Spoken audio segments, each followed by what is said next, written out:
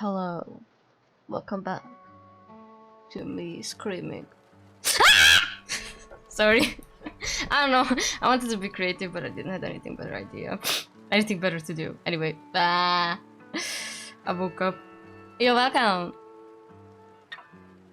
I'm wiggling my eyebrows. How are you guys doing?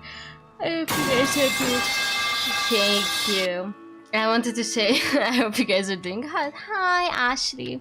Hi, Phil. Hi, Bizarre. Hi, Reddy. You guys are on time.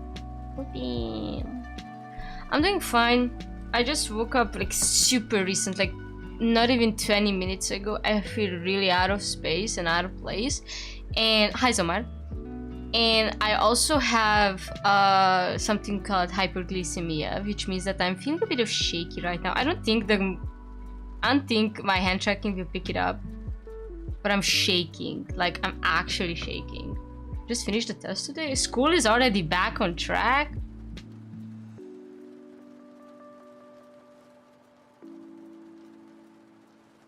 It's 23rd of August. Uni starts here in October.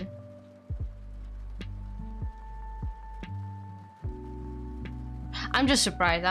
Excuse my language. I'm just surprised because, like, again, uni starts hella late here. I mean, hella as in, yeah. I know that in Hungary it starts like mid-September because they start. Mine starts in July, end of July.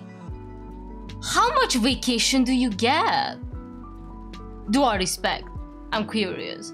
Because if I remember correctly, it's like June-ish here. Something June-ish here. June, you're kind of out, more or less, because, you know, depends on like 2 weeks then. 2 weeks?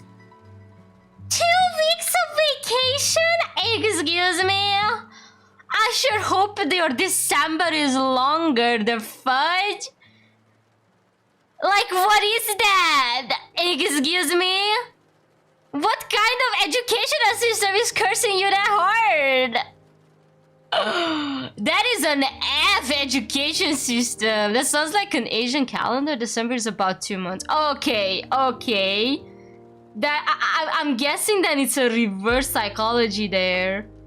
I mean, that sounds like an Asian calendar. You don't have to, you know, answer that. It's just I know that they have it inverse, more or less, sorta. Also, my model is above chat. I can hide chat, lol. They want to kill us. They sure trying their hardest and they're doing it right. I shouldn't. No, sounds like Australia. Bizarre. Are you from the southern hemisphere? Hemisphere, yeah, it's that one. I should move myself a bit, I feel like. Cause, not chat. No.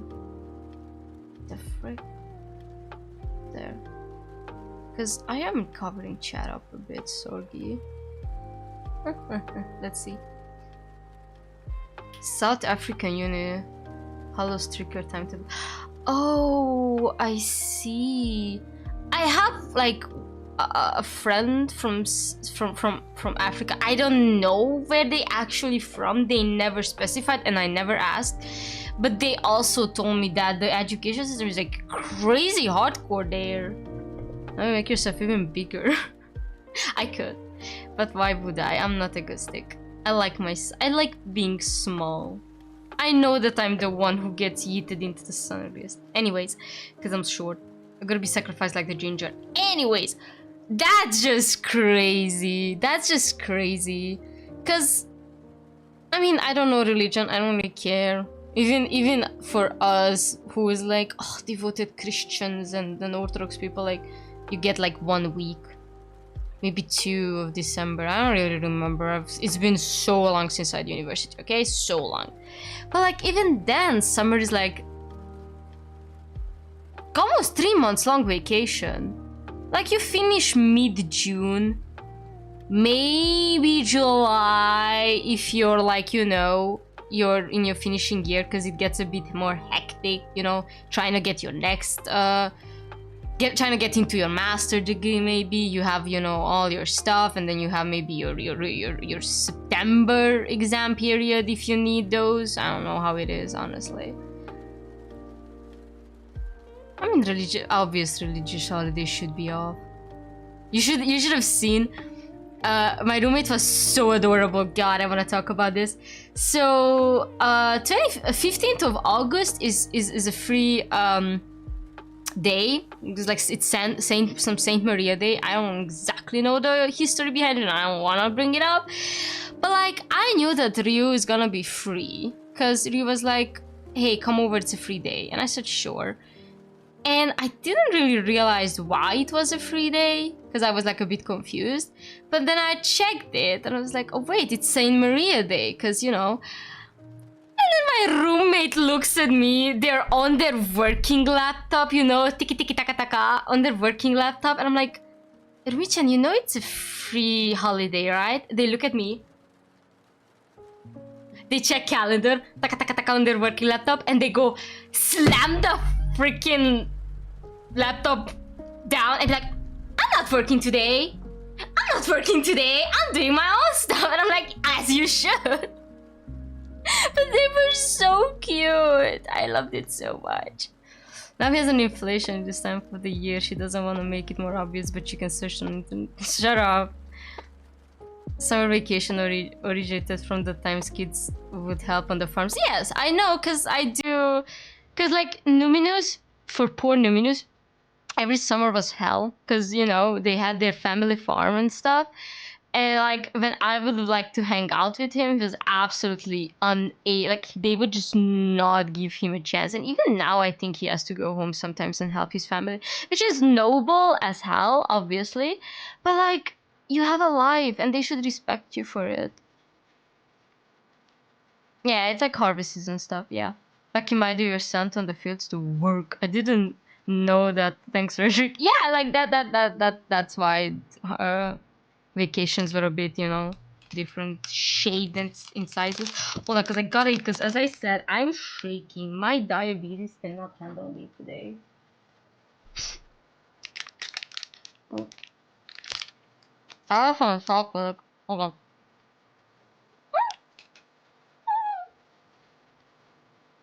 Hold on. Let me finish my chocolate. Okay.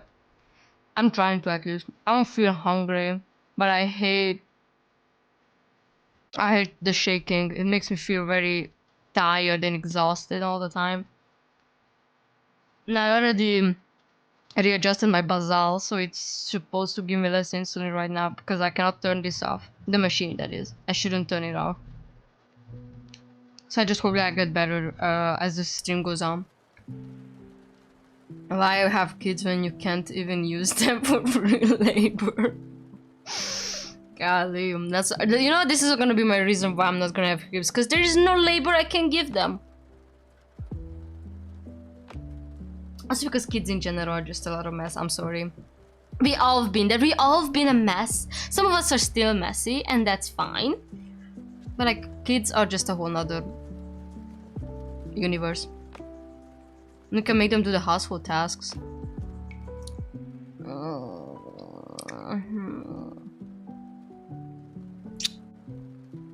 You know, that's fair. I like cooking alone though, so like cooking is my stuff. They cannot take that from me.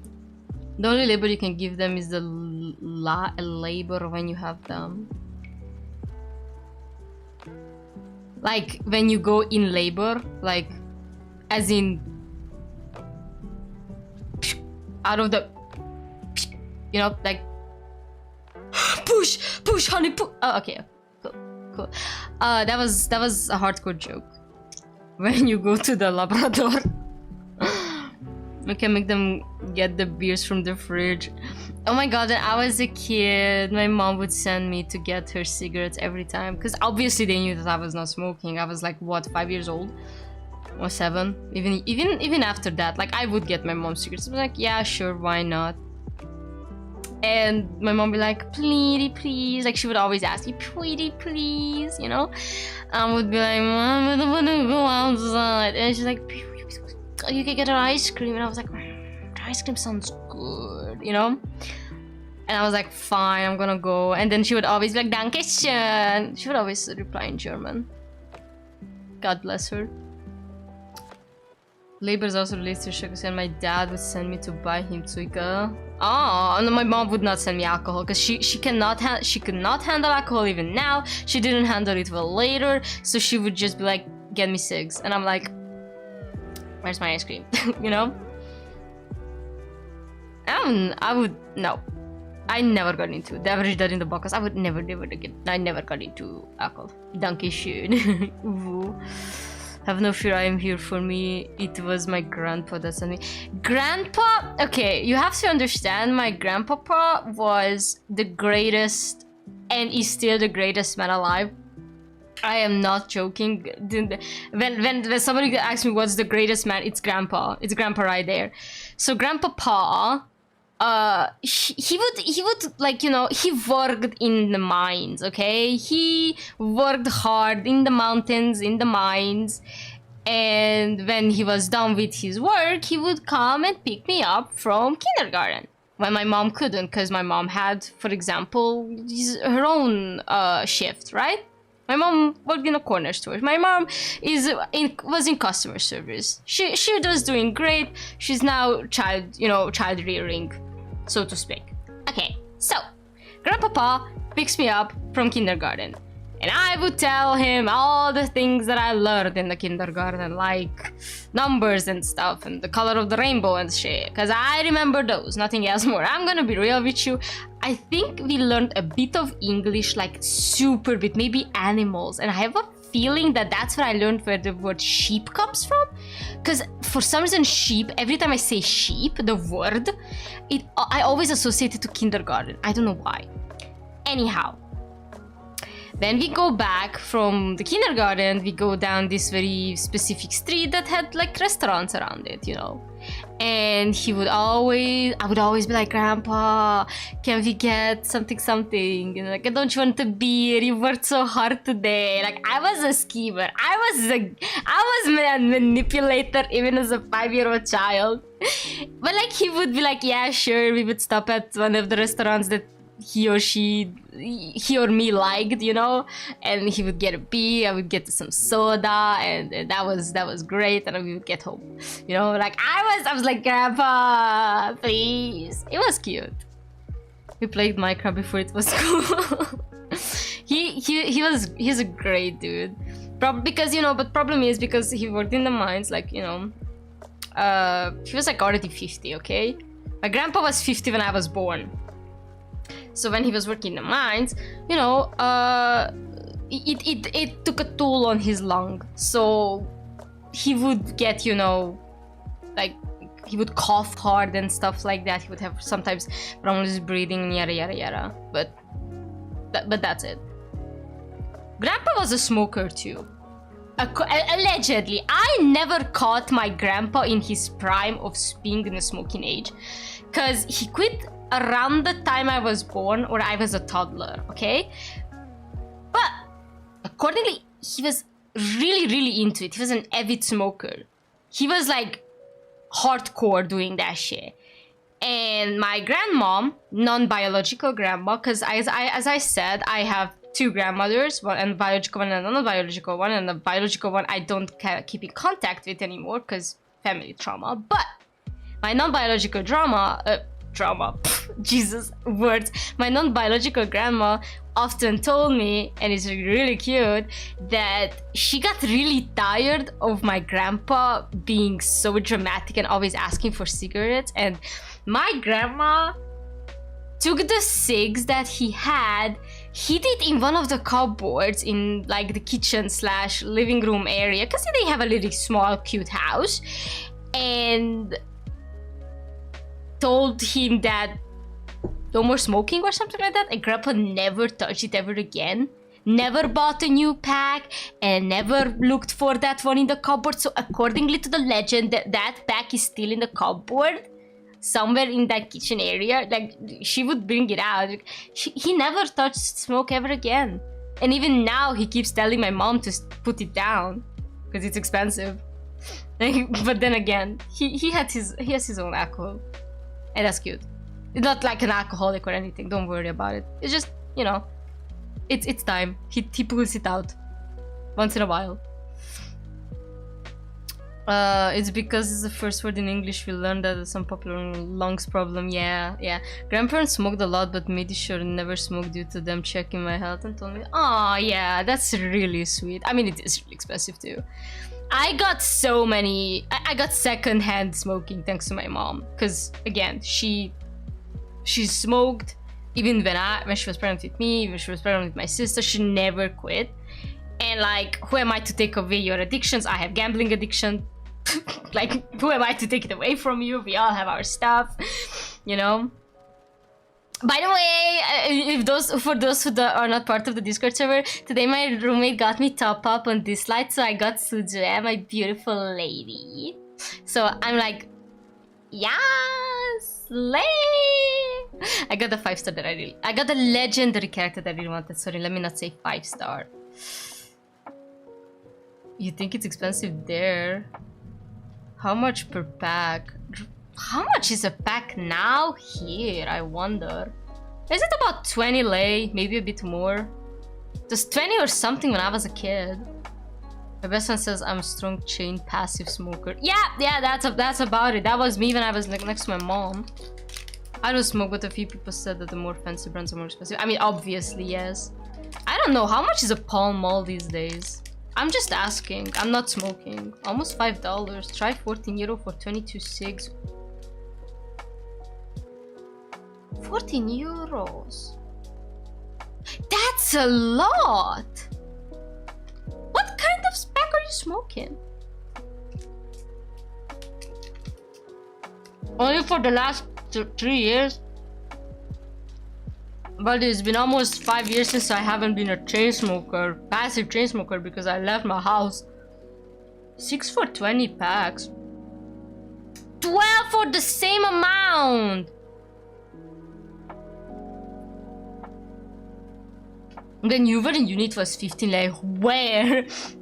Where? When I was a kid. And come on, you have 4 years between us. It's just 4 years difference. When I was a kid, when I was around the time when you were in uni, because I was a kid. Still, whatever, you know, I was still in high school. Even then it was 20. What do you mean 15? It was never that low. Where do you bought that from? 12 euros for 26. Golly. This probably was, to be honest. No way it was 15. No way it was that cheap. Unless you went to the small stores.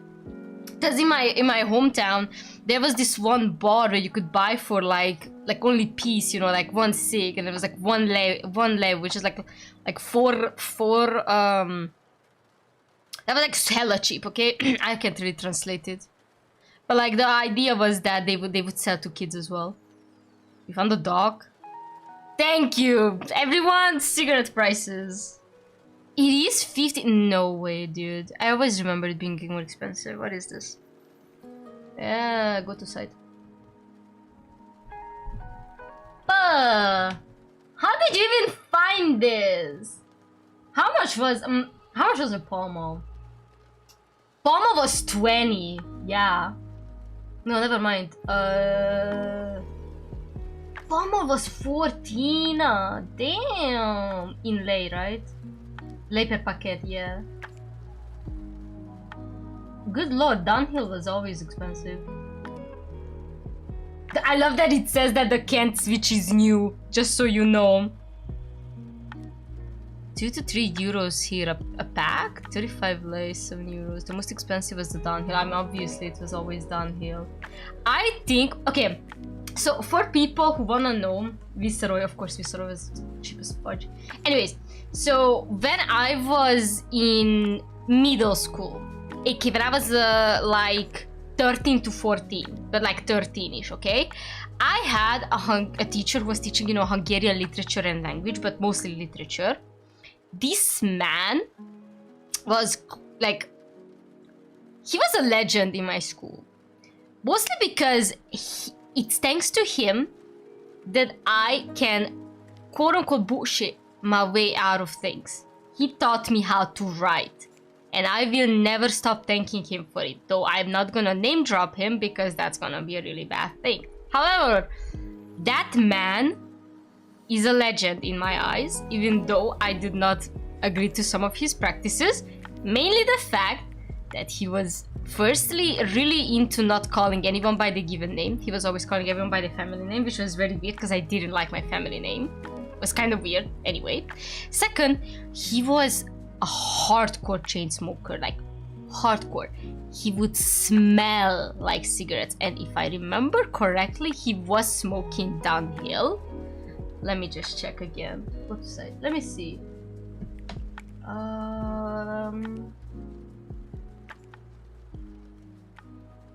Or Kent Black, one of those two, because it was very important that the brand was black.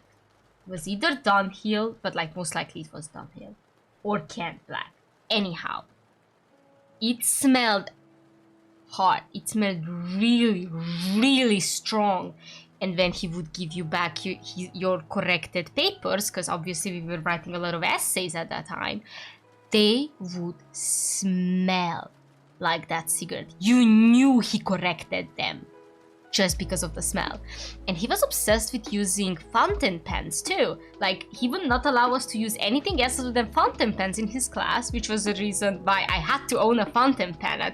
He was teaching me when I was in 6th grade and 8th grade. He was gone for a year, if I remember correctly, and he did go to Ireland for a while, work there for a bit, whatever. I don't remember much. But again, that shit smelled strong, okay? And I always collected those papers because of the smell too. I didn't like how it smelled, obviously, but like, first I always kept my essays, because he would not just give me back with a grade on it, he would give me comments about it. He would give me like, girl, you did good here, girl, whatever, you know. He would call me girl. It was very weird to translate. It's kind of hard to translate it, but he would call women, like ladies, dear girl, dragolean. That's he would say, dragolean. And you knew when he was dragolean or dear girl or whatever, like, girl, you did something that he did not like or that he had beef with.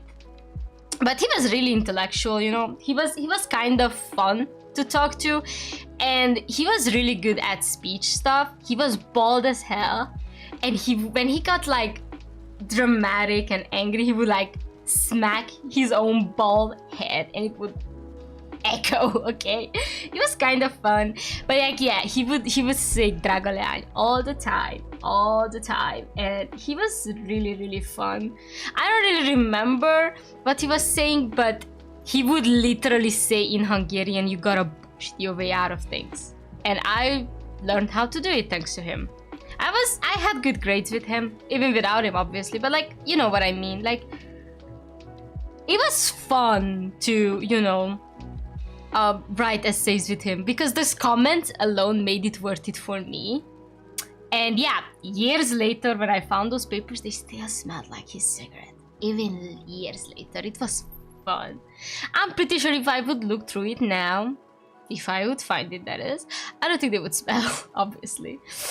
And the problem with the fountain pen, obviously, is that nowadays I don't think, I think it would have faded by now, like even what I wrote, so it's kind of sad. But those memories, I will never forget them. Guy had a really fancy name too.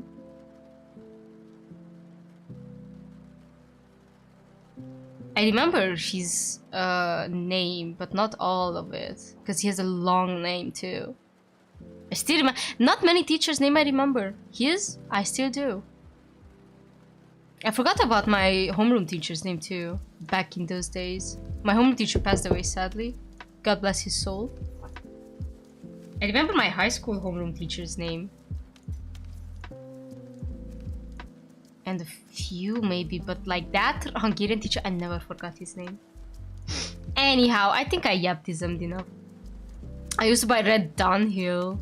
Oh, now his last name would be like a spoiler for the last season of the show. It's not a fun name, but some of y'all would have a bit of a laughing matter with it, because it does sound funny. This is an average 40 years in teaching professor. Carpi without the filter. Carpati, yeah, sorry. Accurate. Sounds like teacher of mine except the smoking as far as I'm aware. Oh, I knocked, sorry, it was me. It's a thing. When you talk about someone who passed away, you knock on wood. Or just knock on general. Sorry. It's a thing. Sorry, I didn't want it to, you know, scare anyone. Knock on the wood, yeah. Navi's last name is Ordring. I mean, yes, indeed. Of course. Oh yes, it is well known fact. Order one chocolate fab. Anyhow, sorry for the like story time. But yeah. Oh yeah, and by the way, about this teacher, if you would need him, because you know he would be like, hey, if you guys need me for anything, most teacher would be like, you can find me at the teacher's office, you know. This guy, he would look at us and be like, if you guys want to find me, I'm at the smoking area for the teachers. Never, nowhere else, only at the smoking area. And he had this vest that he would always wear. It was a black leather vest. He was always wearing black clothes. Shoes, pants. He might change his t-shirt, but he was usually wearing black t-shirts too. But that black vest, it was a must in his fashion sense.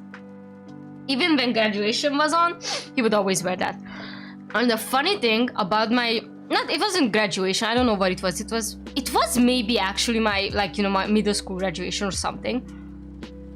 I had a really hot history teacher, okay? That was my teacher crush. Everyone has a teacher crush. Mine was in middle school. He was smart. He was fun. I don't remember his name, but I think it started with I.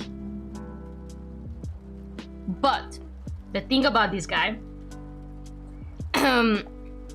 he always wore like a very intricate bracelet. It was made with rope. And when I think one of us asked about it out of curiosity, he told us that it was from his niece and he never takes it off because it was like really sweet.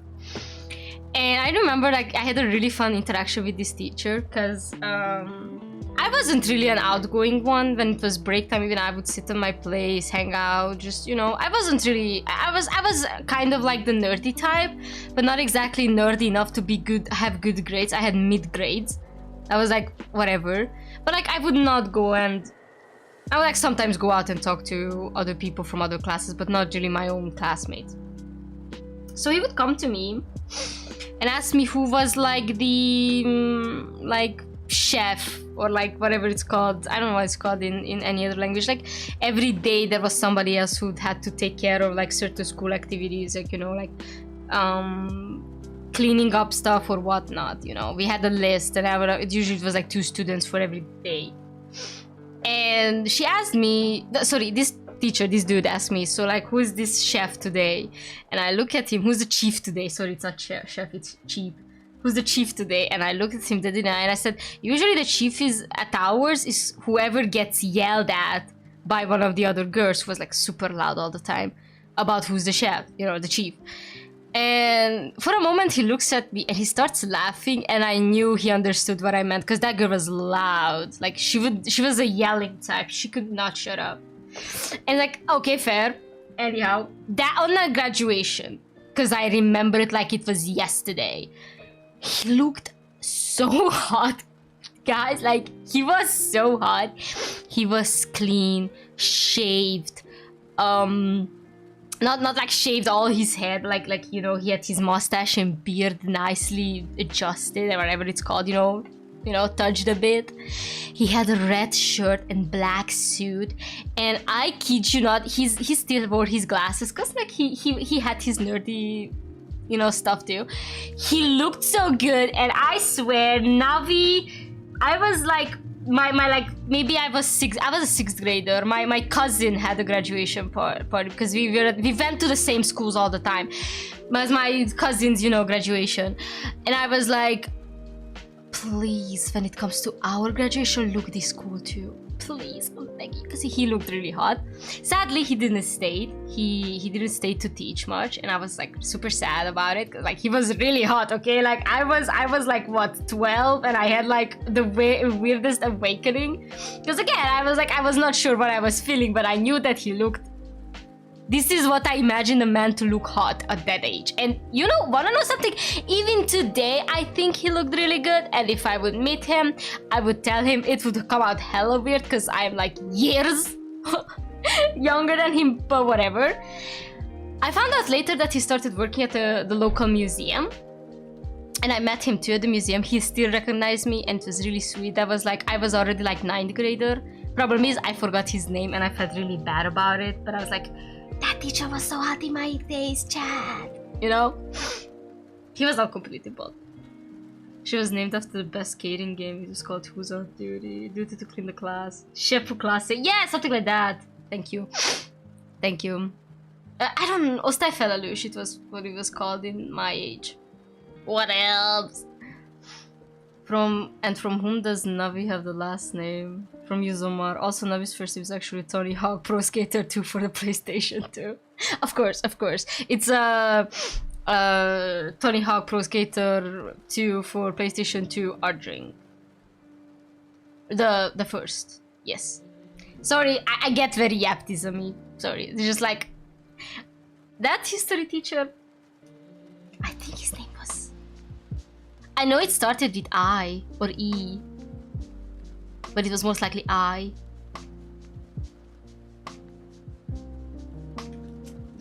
God. I mean, again, he started working at the... he left school and started working in the museum when I was in high school. My high school teachers were crazier. One of them was an ex, what's it called? Like, prison guard? An ex-prison guard. There was one that was just an avid weed smoker. A bunch of them were boring people, obviously married with families. Or divorced with families, or divorced with kids, or divorced with no kids. You know, I had a teacher who was like single to the core.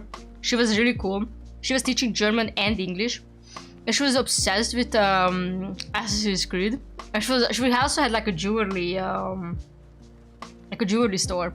And we always like, she was obviously like handcrafted jewelry. She would make handcrafted jewelry. They were really expensive, but God, they looked really pretty. So like you could tell she put her usi into it. Uni was like meh for me. I had like a bunch of like very entitled and snob teachers, because you know, literature stuff. And like a bunch of them had like their own poetry gang, like they would do slam poetry, you know. It was like a freaking cult. I did join once and twice. Never won anything, because there was like one time I went for no, you know, no gift, no nothing. But like there was another time when I joined the competition. It was like, I don't think I didn't want shit, but it was like fun. We also had an English teacher at high school who always was sick when a new COD game was released. You know he had to be in the Xbox voice chat, cussing out kids. Gotta bless them. That's funny as hell. Alright, I think I yaptismed it up. It's time to go. It's time to actually therapist. Gamer teacher. I mean, again, the teacher that I had with the one that was teaching English and whatnot and German, she was also a gamer. Like, she didn't just like Assassin's Creed for what it was. She actually or read it, you know. No, she was playing the game. She really liked Syndicate for what it was. Okay, are we ready, chat? I boosted the game's audio a little bit because I had some complaints that it's kind of quiet compared to my voice, but even when I speak like kind of normally, so this should be good. Alright, we were at Isabella's second appointment, so let's get to it.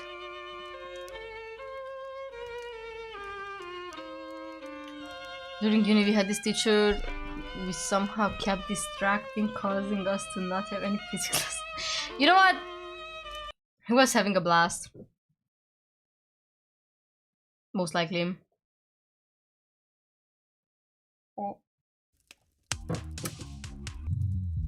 Alright. Let's see. We have control fallacy, Nosferatu thinking, labeling, overgeneralization, and personalization for today. What was personalization again? Because overgeneralization is easy. I understand that much. This one. Often we assume things happen because of us. Heck, often they do. That's why we get tempted by personalization, wrongly linking external events to ourselves in cases where realistically there ain't no definite link. Oh my god, I can't do it. Sometimes people actually are out to get us, or we do cause events, but sometimes we're doing some personalization. The Vampire Country Club doesn't allow cowboy hats. They made that rule just to discriminate against me. Okay. I will leave you to meditate then. Be well, Samuel, and let this 3,000-year-old tell you, you are a fantastic therapist. Aww, that's so sweet. Oh gosh, you're gonna make me blush. Get on out of here, boss. I can handle this. Aww, please make out viciously after the game. Thank you. I know you can. Now I think I'm ready. And here she comes. A deep breath. Alright, chat, let's go. Howdy, Senora. Nice to see you again. Liar. You are as pleased to see me as I am to see you, therapist. Come on! We're gonna get straight into it, huh? Alright, lay it on me. Why ain't you happy to see me? Because you are a worm. Would you love me if I was a worm, though? Yeah, I've been called a lot worse. You're gonna need to be more specific than that, Senora. Don't forget to like the stream. Yeah, please, thank you. You are a worm because of the way you wriggled into my mind the last time we spoke, leaving behind loathsome doubts. That's great, buddy. The only reason I am here is to confront you for your beastly behavior. I come to you in crisis, and you suggest that I am the cause of my own woe. Aren't you supposed to help me? Half the time we cause our own mental health issues, lady. You ain't special. Senora, you came in here telling me that Art is dead. How am I supposed to help you with that? I don't know. But telling me that my existence has been a complete waste of time is not comforting. I definitely don't remember saying that, Senora. What I said is that you ain't gonna change the world for anyone. But that doesn't mean your work wasn't worth anything. That's what I call...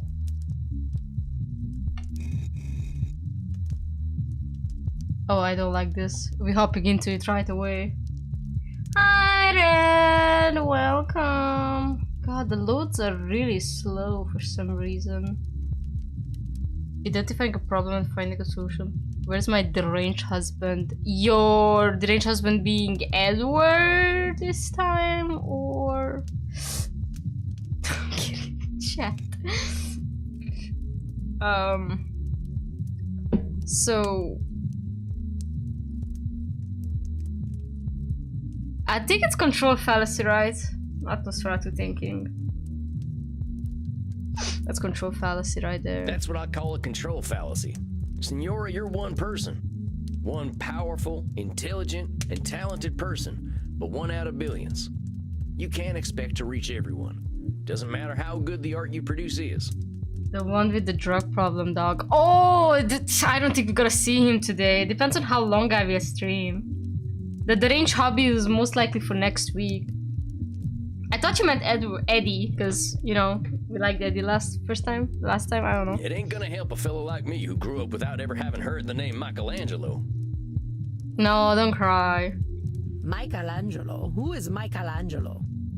The guy what painted the Sistine Chapel. Michelangelo. Michelangelo did no such thing. Perhaps you are thinking of a man from New Jersey, or a turtle. It is Michelangelo. Oh no, it's a turtle! I accept the old bottom. Senora, you want to talk about wasting time? What's using me as a punching bag doing for you? I mean... Very well. I will speak plainly. I am angry with you, Mr. Walls. Okay. Yes, perhaps not all I did was a waste of time, effort, and pain, but to think that much of it was.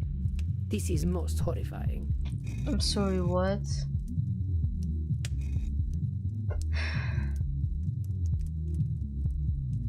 But to think that much of it was... This is most horrifying. Is this still control? No. Is this... I guess it's overgeneralization or Nosferatu thinking.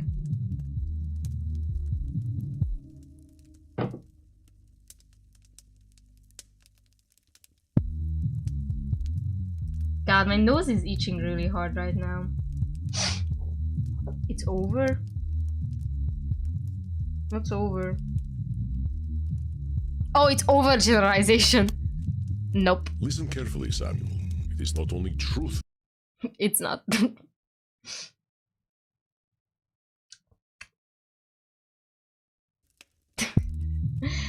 I guess it's Nosferatu. Maybe Yeah, it's if we Nosferatu. looked at that wording you used.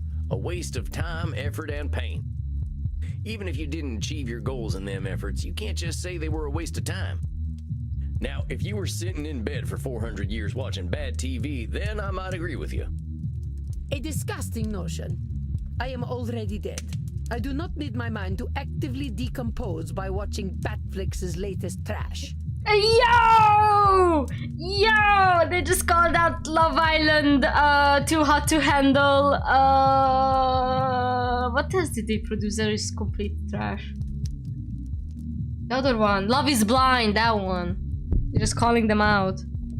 One by one. You should watch RuPaul's Drag Race, girl. Somebody show this woman RuPaul's Drag Race. So maybe let's reserve waste of time for trash, huh? How about Tall Girl? I guess, yeah. Tall Girl 2 is so nonsensical and obviously like useless. Bad romance story. There's a lot of bad love romance stories with the blonde chick. Tall Girl, I guess. Are you talking about Beautiful Disaster? I don't know if Beautiful Disaster is Netflix. But if that... Or are you talking about the one with the After? All of them then. Yeah, they somehow love blonde women. I can see why it'd be upsetting to see something you put a lot of effort into not work out. Also, there's like Kissing Booth, but I don't remember if Kissing Booth is Netflix. I think it is. Kissing Booth is like the bottom of the chain. It's so bad. It is more than upsetting. It is devastating. After is the one where the end of every movie she breaks up. Yeah, but like obviously the fourth movie, I think the fourth movie is one when they have finally decided they can put aside everything. Like they hate each other, they fix their relationship, and they hate each other at the end of the movie again, because otherwise they cannot make another movie. Oh no, the Las Vegas one with the cheating, with the poker one is to the Beautiful Disaster. Where she was like a 14-year-old poker prodigy or whatever. Like, where did they even find this blonde girl? Add that one as well. That, yeah, it is so bad. It's so bad. But like now, After is just a really shit series. Fun fact: After was originally, yes, it was an originally Harry Styles fanfic. That's why the main character. Wow, he has a really weird name. What was his name, the main character? You read After...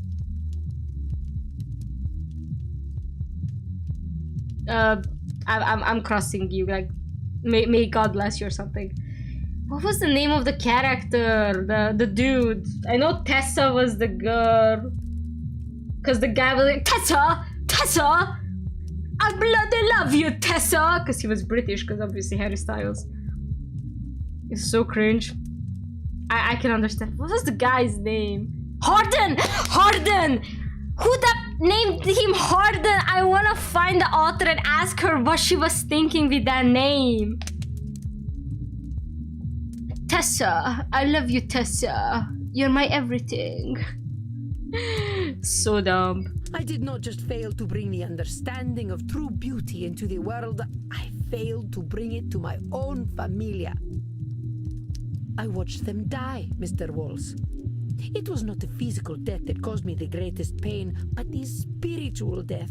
Best impression. He was named what happened to him after he saw Harry Styles. Oh god. Wait, wasn't Kissing Booth also Harry Styles fanfic? Kissing Booth was also Harry Styles fanfic, right? They had no care for the Gonzaga name nor the Deste name. Despite my sacrifice and all my efforts, they pissed away my legacy.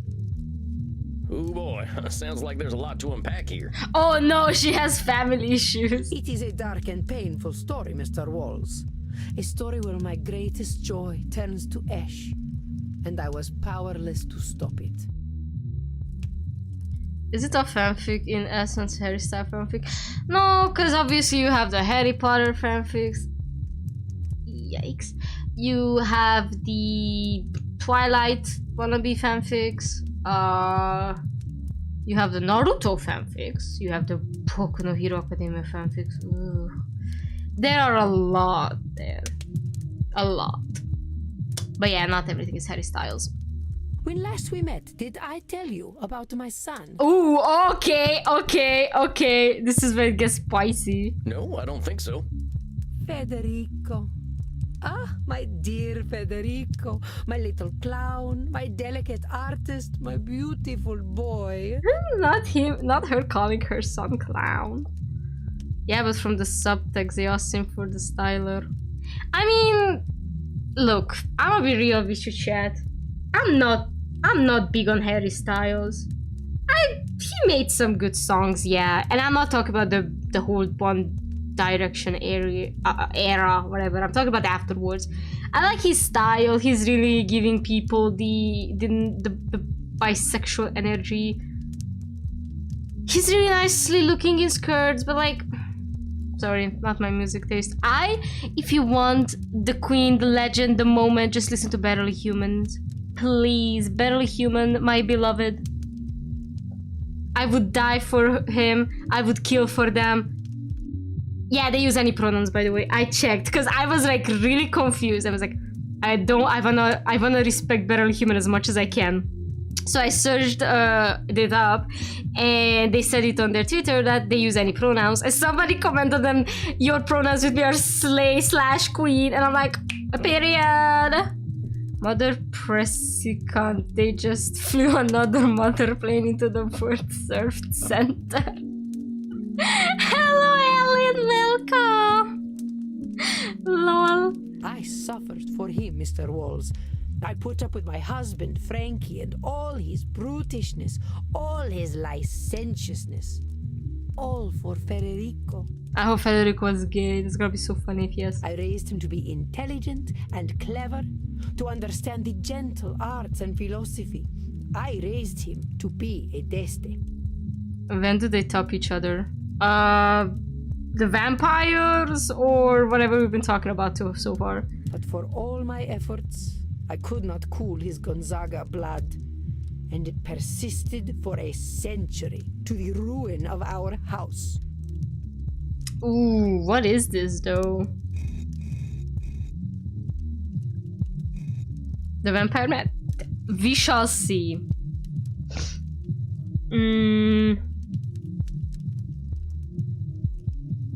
I think this is Nosferatu thinking. Or personalization maybe? Because she thinks it's all her.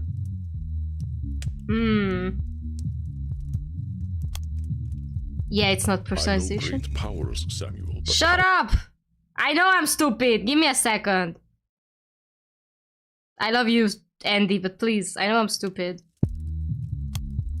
No. I know great Then powers, it's yeah, we get it. It's yeah, I got it. It's control fallacy.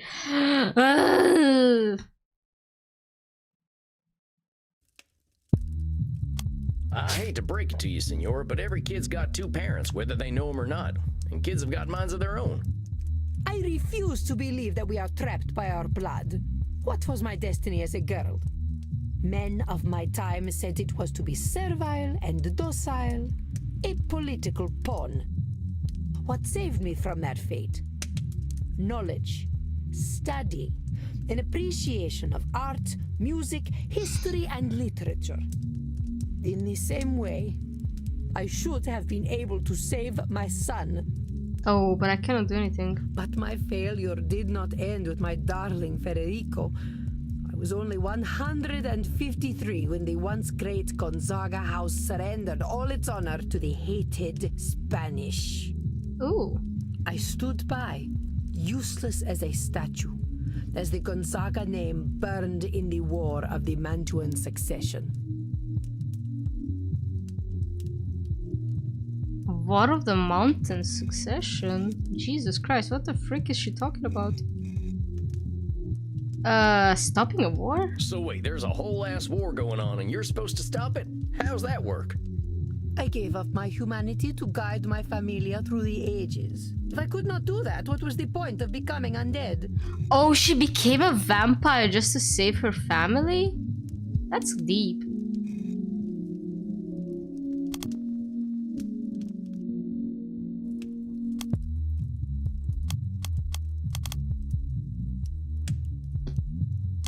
Senor, being a vampire gives us a lot of powers, but it doesn't give us the power to control a single human being, let alone a whole dynasty of them. I have returned my friend from the military unit called... Golly, I forgot that military unit exists. When the heck have we ever listened to our betters? I ain't no historian, but I know enough to know people are liable to making the same mistakes over and over again. Humans have got that whole pesky free will thing that makes them do dumb things. Em Târgu Mureș, I thought it was in Bucharest. Perhaps you are correct. Stupidity is inevitable. Real. I understand what you are trying to do, Mr. Walls. What am I trying to do, Senora? You are trying to tell me that I have been living a lie for more than 400 years. I mean... I ain't doing anything like that, Senora. Do not fret, peasant. We are in agreement. I have been living a lie. We all have. I mean... As I told you last time, I know my own foolishness. But time has not made my mortal concerns fade. In my mind, I know that virtue, love, chastity, wisdom, honor, these kinds of words were created by men to make us supplicant. He's in military medicine. Buddy, that's... But, fool that I am, I still love the idea of virtue. I have loved it ever since I was a child. What the frick am I supposed to say to this? Oh, she calls herself a fool. It ain't foolish to have ideals, Senora. Wanting to better ourselves is maybe the thing that makes us human. Perhaps, but whose better do we strive toward? That I follow the better of old perverts is what makes me foolish. Damn. Senora, people have been following the ideals of old perverts for thousands of years. Why are you a fool? Ooh. Do not mistake, Mr. Walls. We are all fools. Oh, well, that's better then. Mind your tone. I will tolerate a fool, but not an impertinent one. Chill out, lady. As I was saying, my folly was to fall in love with these ideals as a child. I used to love all the tales of Roman mythology. I saw myself in all the goddesses. I saw my strength and chastity in Diana. In Minerva, my wisdom. In Venus, I saw my timeless beauty and romantic nature. God, she's so pretty! She's so pretty when she smiles. And then she turns back into romantic nature. Romantic nature? What the hell is that I hear? Do not look at me so. Yes, I was a romantic. Until reality came crashing down upon me. Look at this painting I had commissioned.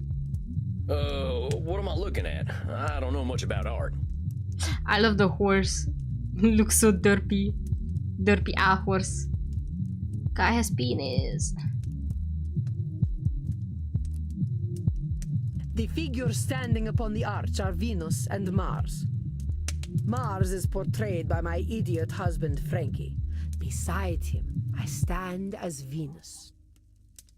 Well, go off. Oh, I'm not sure where I'm supposed to be looking. You may appreciate my beauty, peasant, but do not let your eyes linger upon my once supple body over long. This is art, not pornography. Ooh. But look closer and you will see that even this art is a lie. This is the dream of a foolish girl. He looks like he stepped on her, by the way. Kind of silly. To be enjoined in pure romantic love with a handsome warrior. I believed so hard, Mr. Walls, that I thought I could make it true. But this handsome man is not Frankie. Ooh. This is Frankie. Ah! He's not Mars, but Vulcan. Oh! Oh, I see. That makes so much sense. So, it's basically just a Hephaestus. She just called her husband, you know, Pino. Okay, so I don't know if I have to explain Hephaestus and Aphrodite or Vulcan and Venus to everyone here, but they're obviously husband and wife. But the whole idea is that Aphrodite was always seen by everyone as the most beautiful woman, you know, and so, like, everybody wanted her in like weird ways, you know, and shit. But like in canon, Ares or Mars is the only god who never looked at Aphrodite in lustful ways, you know. Like, he genuinely tried to protect her and love her. And he's the only god canonically who never raped any woman. Maybe not above average. Well, he's got some abs. I'll give him that.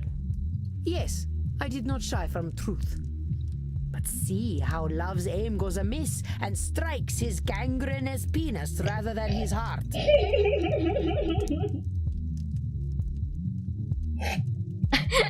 Okay, that makes so much sense.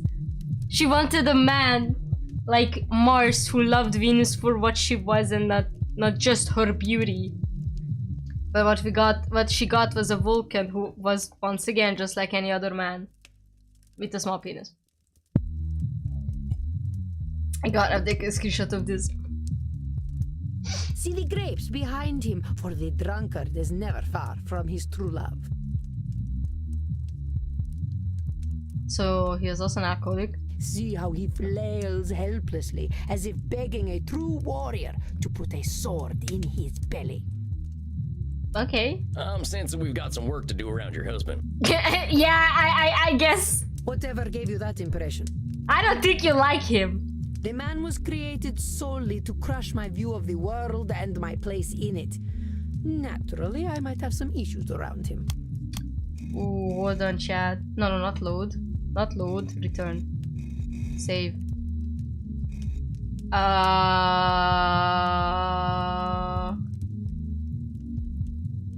What is this? The man was created so to crush my view on the world of place. Not sure, I might have some issues around him. Is she overgeneralizationing? Nope. Senora Deste is suggesting her husband's improprieties were designed to hurt her. Okay, chill. Let me think. Don't tell me the answer, Andy.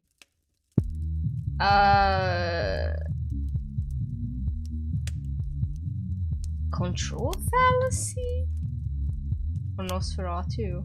Yeah, no, it's control fallacy. Yes, I know!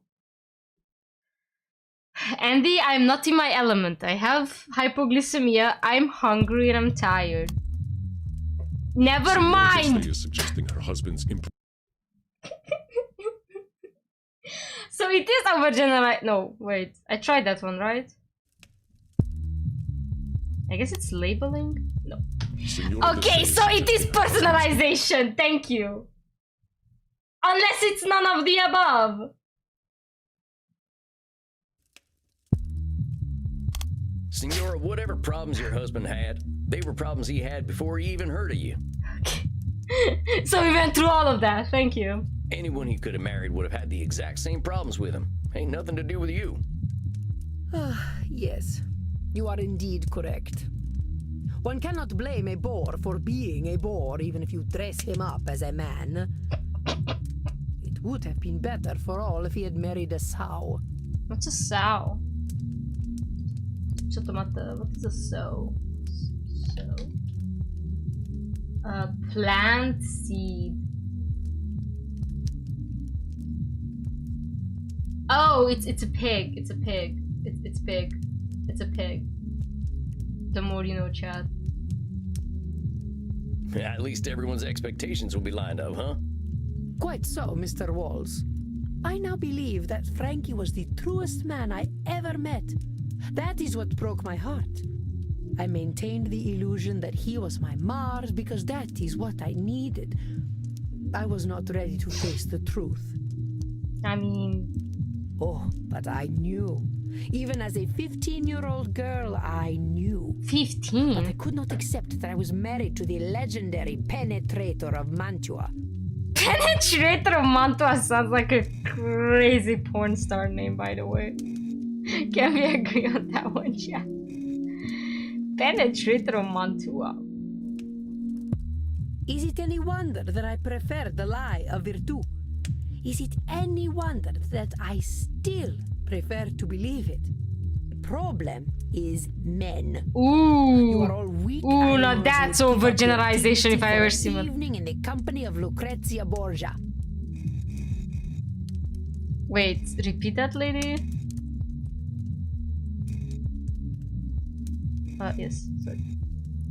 Animal who would give up on a dignity for an evening. I don't even know whose that is, but... Hold your horses there, Senora. I don't even know who the heck Lucretia Borgia is. That is overgeneralization if I ever seen one. She is the inventor of twerking. All men flock to her, as I'm sure you would. I'm sorry, what? She's the who? She's the who? The inventor of twerking? Yo! That's dope! I gotta look up this Lucretia Borgia. Was it Z? Lucrezia. Yeah, it was an author. Italian noblewoman of the House of Borgia who was the illegitimate daughter of Pope. Whatever. She reigned as governor of Spain in her own right, position usually held by cardinals. Well, she does look pretty. I can imagine her twerking. Why is her titties out? I mean, she was pretty. Sorry. They say she was blonde, but she looked like a redhead to me. You know what they say about redheads. Kissed by Lucifer. Should I feel offended? Me tapping my hair. Me tapping my hair right now. Should I feel offended? You know what? You know what? Yeah. Lucifer, gobble him, swallow him. This is the only time I say this. Yeah, I'm listening as I pet my red head. I would take that as a compliment. I mean, yeah, again, gobble him, swallow him. She's racist against redheads. God, tell her, imagine her reaction when she finds out that Irish people are real. Dang, Senora. Your overgeneralizations are building up and making you see whole groups of folks as awful. Bro, she's racism. Now, I know you got your reasons for feeling the way that you do. Real personal ones. But recognize where your experience is making you narrow your thinking. I mean, Senora, I'll be straight with you, as you're a tough lady. Let's hide Irish from her. Here's where I think it's coming from. You're just being a real grudge. You're comparing people to gods. I think, yeah, but let's see. You're comparing people to gods, including yourself, and everyone's failing that test. I mean, obviously, no, we're not gods. Frankie, we're never gonna be Mars. You weren't never gonna be Venus. You weren't born out of no shell. And you will never be anything but a peasant. Heck, Senora, I'll be as surprised as anyone if I get invited to a high society dinner. At least he knows. I can tell I'm hitting a sore spot, but maybe that means that's what we've got to focus on. She even silent? I do not like you, walls. But you are correct. I betray my own purity of spirit with my anger. But I say, why should we not aim to be like the gods? Humanity is not worth preserving when we are such petty creatures. I think this is labeling, calling ourselves petty. Navi. Yes! It is I. Your body betrays your degeneracy from Disco Elysium. That's the line? Where was that? I did not see that.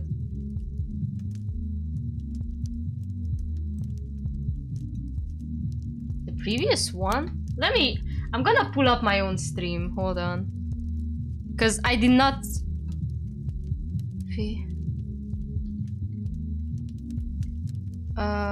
do not like his son was, but you could betray my own purity and spirit with my anger.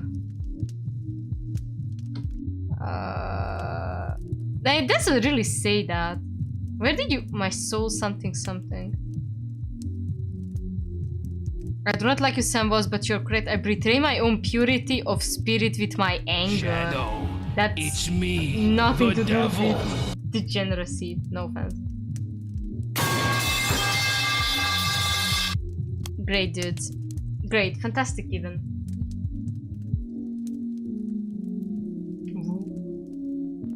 My ears. Sorry. That's the one. I think you're overgeneralizing that line. Can eat my chips in silence. What the frick? Oh yeah, it's I have to click something. Sorry, I realize now. Labeling? No? The Senora has a rather dim view of... Okay, then it's control fallacy?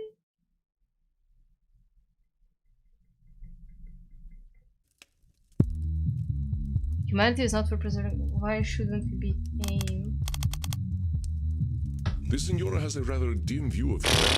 Okay, we get it, Nosferatu thinking. Sorry! God, I'm so bad at this today. I need something sweet or salty. Humanity ain't worth preserving if we ain't like the gods.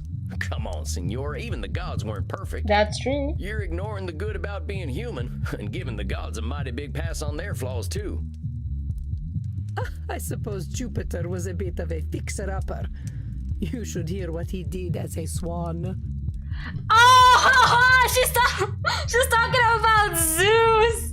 She's talking fixer-upper. That man is a fucking red flag. Gods are literally designed as fallen people. Exactly. The whole idea about Greek and Roman gods, that they are the most human that they can be. They have their own emotions and they have their own desires, and yeah, that's what makes people sort of relate to some of them. If you relate to Zeus, you have issues, man, but like, you know what I mean. And obviously they are flawed. I think I'd rather not. Senora, humanity is all we got. Even if we're immortal, every word we're speaking is a result of our humanity. Yeah, we make a lot of mistakes, and some of us sound like peasants, but all that messiness is worth something. It makes us who we are.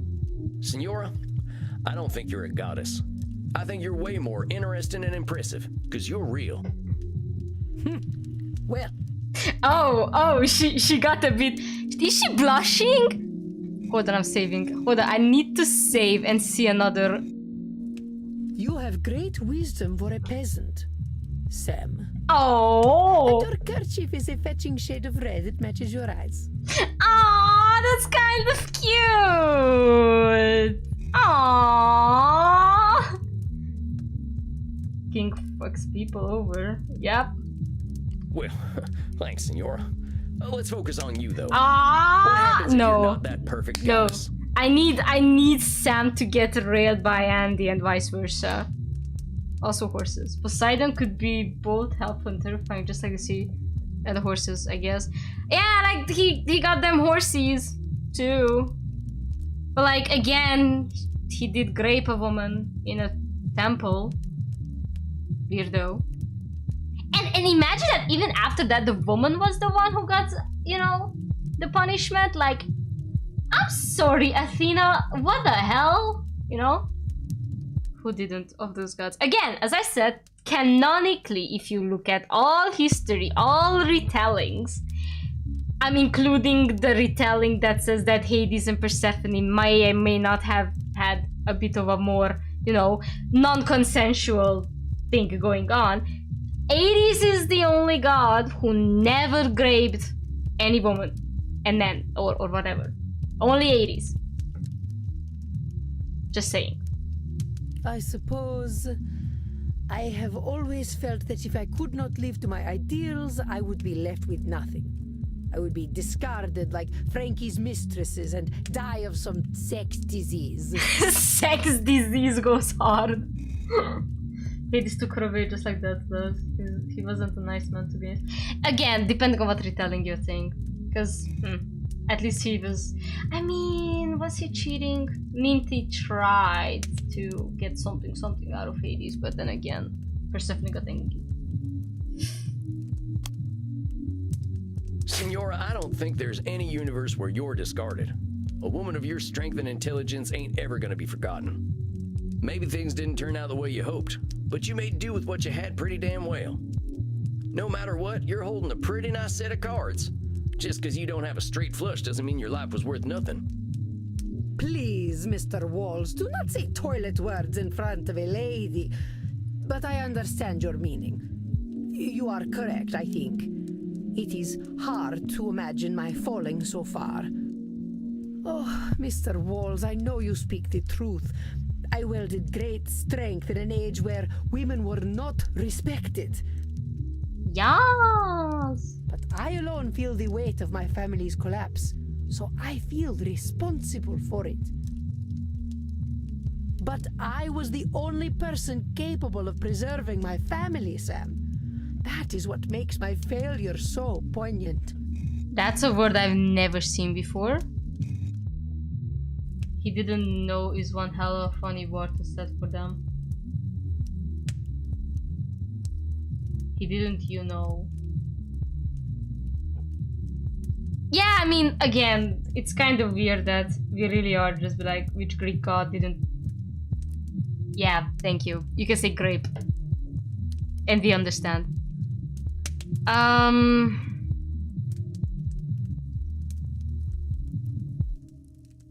Not funny, haha. Funny weird. Exactly.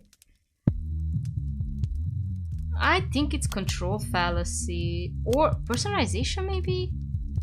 No. All power over Sorry, I understand. I'm a dumbass. I'm going to take my leave now. I think I'm going to grab some cherry cola because I either really need some sugar. Senora, what if you weren't the only person capable of preserving your family? What if no one person was? I don't know. I never considered such a thing. Well, try to consider it now. What if you accepted that whatever was going to happen to your family was going to happen? You sound like a Calvinist. My roommate heard me from across the room when I mentioned cherry cola and they got me one. Yo! Chill out, Spider-Man. Never mind with the labeling for now. How would you feel if you knew nobody can control what happened to the Gonzaga house? I think I would feel relieved. Aww. Senora, whatever happened to your family, fault never belonged to you. You were the one who named yourself responsible. No one else did. Look at who you are. And I think you can be damned impressed at who that lady is. No, don't cry! Damn you. Don't cry, my old lady baby! Too late, Senora. Oh, don't cry. Look, let's wrap up tonight, huh? I think you did great. You probably got some stuff to think about. Yes. Thank you, Sam. I will see you in a month. Aww, compared to how Lord Loridus went, I'm so proud of her. Of course, Senora. I'm looking forward to it.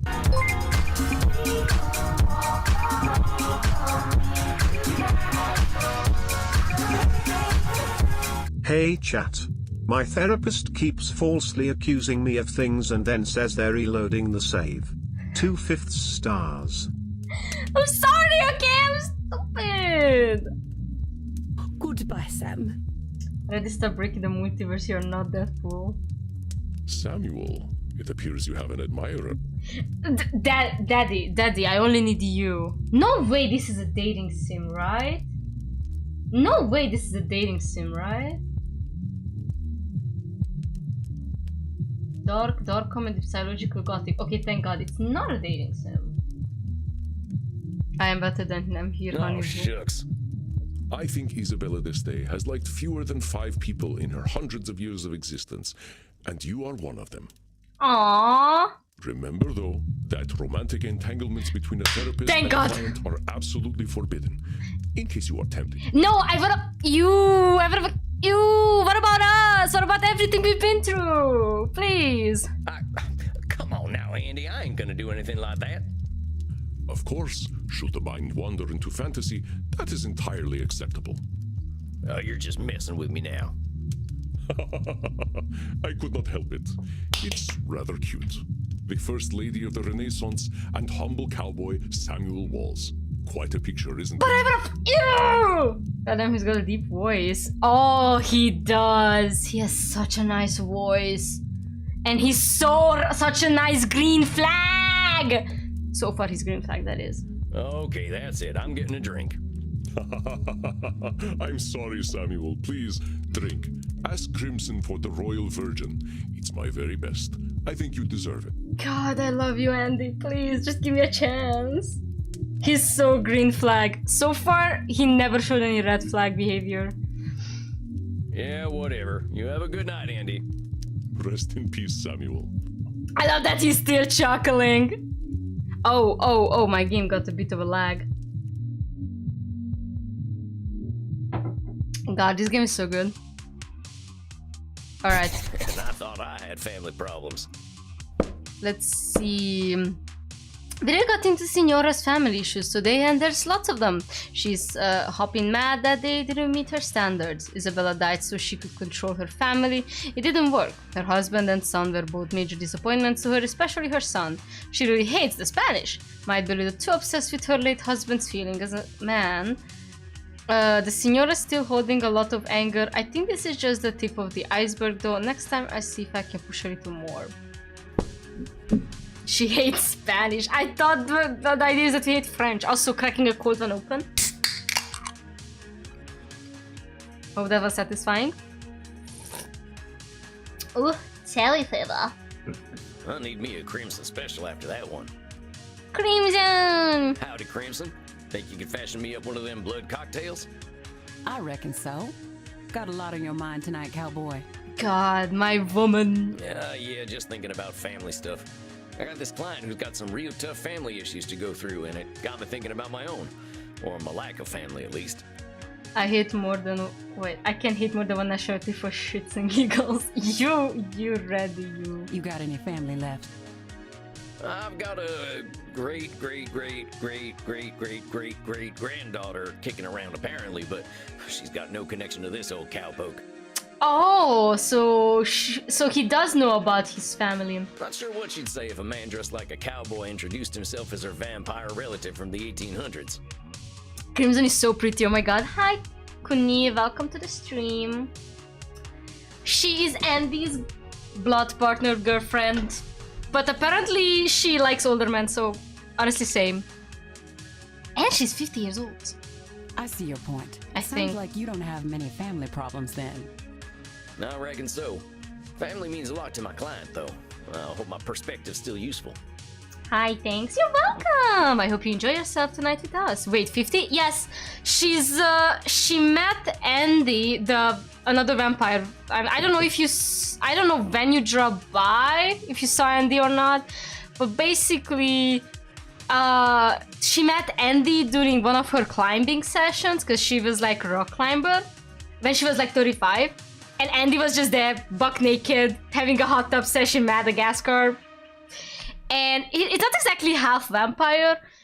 She became Andy's blood partner, which meant that they exchange blood, pretty much. So she's drinking his blood, which keeps her alive. And because she had cancer, that technically saved her life. But yeah, she's like 50 years old, but she's stuck looking 35. She feels a bit ashamed, apparently, about drinking Andy's blood, but then again, I don't know if we still gonna talk about this or not. Turns out, we'll find out later. How do you think she's handling her therapy so far? But like, oh, Crimson is so cute. Oh, and she's, Fridge, does somebody remember where she's from? She's not American. She's from the coast, but I don't think it's Cuban. Either Puerto Rican or one of... Well, I'm so sorry, I forgot. But she mentions straight up that she's not American. Pretty well. I think she's doing pretty well, honestly. She spent a long time judging herself by her family's achievements, but I think she's starting to recognize the fruitlessness in Wasn't she Aussie? No. She's like definitely the American side. I don't know how to explain maps better. Not Aussie. Seems like you don't need her family to be able to give her some hope. I suppose not. Rich family problems were never going to be my specialty anyway. You got family back home, Crimson? Yeah, I've got some family. We don't talk too much. I went a little wild after I got my diagnosis. Oh, she's talking about the cancer. They're not too fond of my lifestyle choices, but hey, at least I'm alive. And I get to hear them gossiping about how I don't age. Yeah, damn! Well, you chose a good age to stop getting older. I often wish I weren't such a dusty old corpse, but death comes when it comes. Based. Sometimes he's still waiting for me to give him an opening. Ex-husband? Oh no, I think he's talking about death.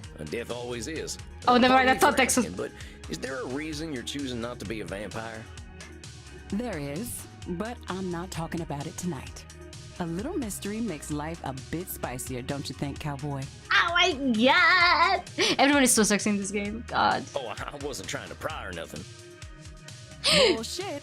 I know you're curious. Here, consolation prize. When are my sexy goth folks coming up? I miss them so much. Moxie and Reinhardt, my beloved. What is it? Black Widow. Black stuff's just food coloring. Figured you were in the mood for a scary lady tonight. Thank you kindly, ma'am. Think I'll take this to my coffin for a quiet night. You do that, honey. And don't spill in Andy's coffin. He'll act like he's not mad, but you know he's mad.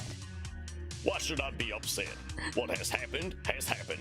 The way he's oh my god, the impressions. Not bad, cowboy. Get the hell out of here. God, I love them so much. Okay, I'm going. See you later, Crimson.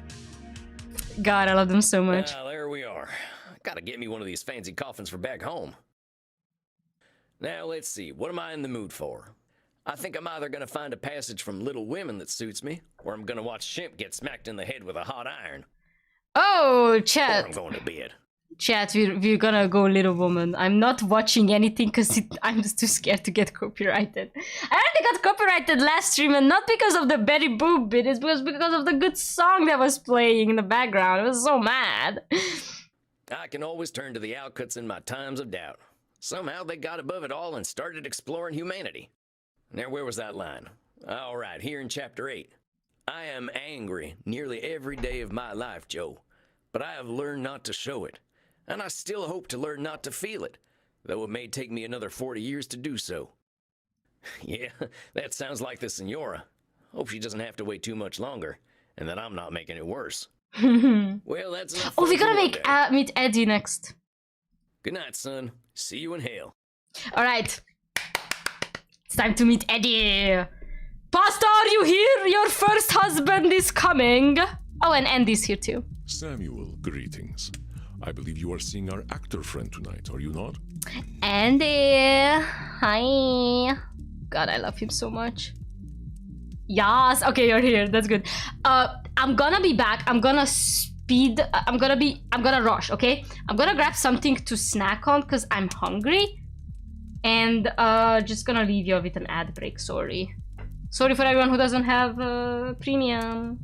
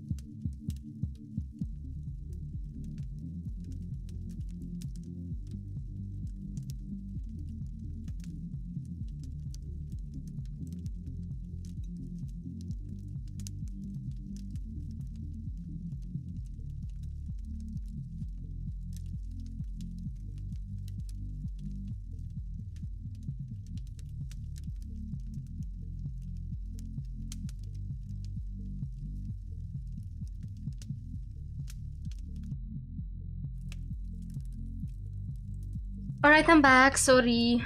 I grabbed some Doritos because I have nothing better at home right now. I wanted to, I suddenly started to crave Pomber, but I don't have Pomber. I like Pombers. I like Pombers so much. Like the original one, no need for fancy taste, just the original Pomber. They're so good. But what is it, ready? You don't have premium? Gonna go cry? Piece maybe? And come? Rio! What is it? Grega? Kitty. Come here, kitty. Today, Rio was such an asshole to me, chat. He actually scratched my face. Like, my right side up here and my left side down my mouth. Oh, he left, never mind. The little bear chips. Yes, those Pomber. They're freaking epic. Like the original flavor, it doesn't have to have, you know, cheese. I don't need... Oh, never mind. My roommate is holding the cat like a sack of potatoes. Dad, say something. Say something. Nothing? You wanna say nothing? After you scratch my face? My face? My beautiful face? Never mind, he's leaving. Yeah, my brother! They're the best ever. I know. I don't know, I started craving them like a few weeks ago when I met up with an old colleague of mine from my old job. And I was like, oh, let's buy a bag. And we started eating those and I'm like, holy, I miss these. They're so good. And sometimes I get the pack with Doritos, but this time I forgot. I was kinda rushing today. Oh well. Yeah, I guess so. I still ain't sure I'm the right therapist for that fella. There may not be a right therapist for him, but let us think positively. He has put himself in your care, and that is a tremendous step. All right, it's time to tame the actor. It's time to tame Eddie. God, I cannot speak. Yeah, I guess so. I'm thinking it's gonna be an uphill battle, though. At least his core distortion is clear, don't you think? You know what it is, I am sure. What is his core distortion?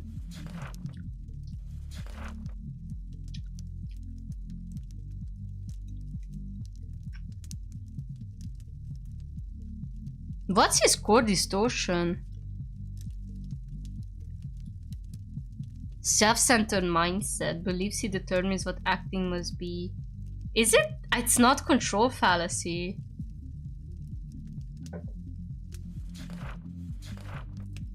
I don't know what it is. Diminishes the thoughts and opinions of others. I don't know what it is.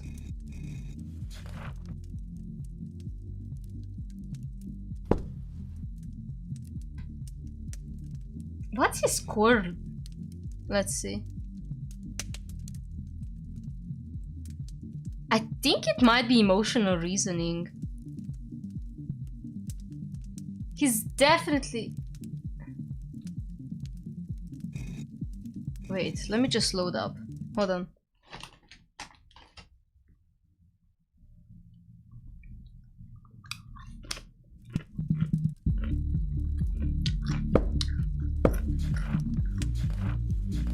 Oh fuck, not here. Sorry.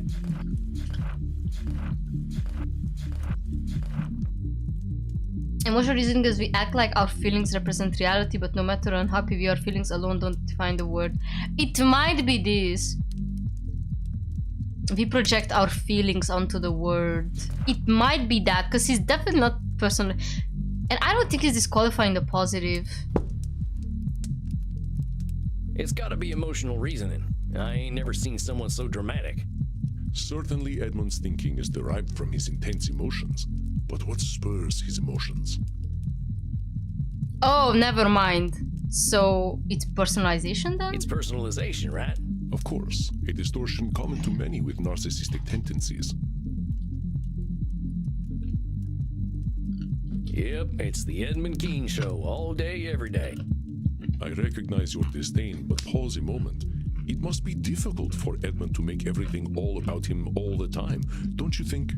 He doesn't have to make everything about him, though. He doesn't know that. Keep digging, Samuel.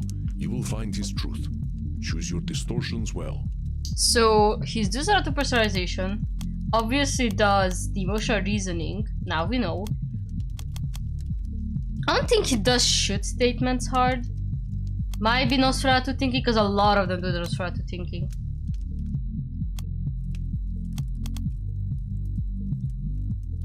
I would say overgeneralization, maybe labeling, because they all label.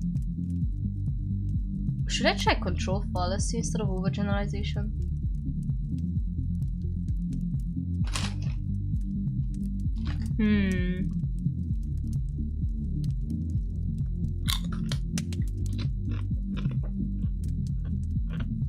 I mean, he's disqualifying other people's positives too. What do you guys say?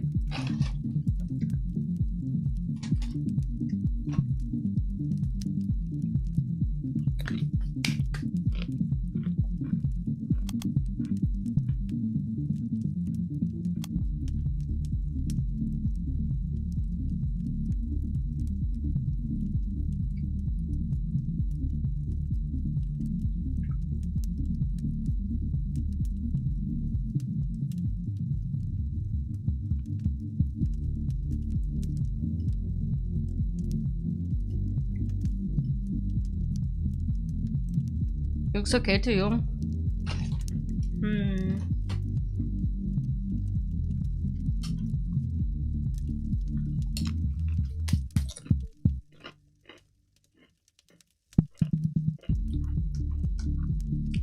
I love how Brizz is playing Warframe. Chat, whoever has Blazy on their friends, send Blazy a blue emoji. Do it right now. Just send the blue emoji. Start pinging Blazy, please.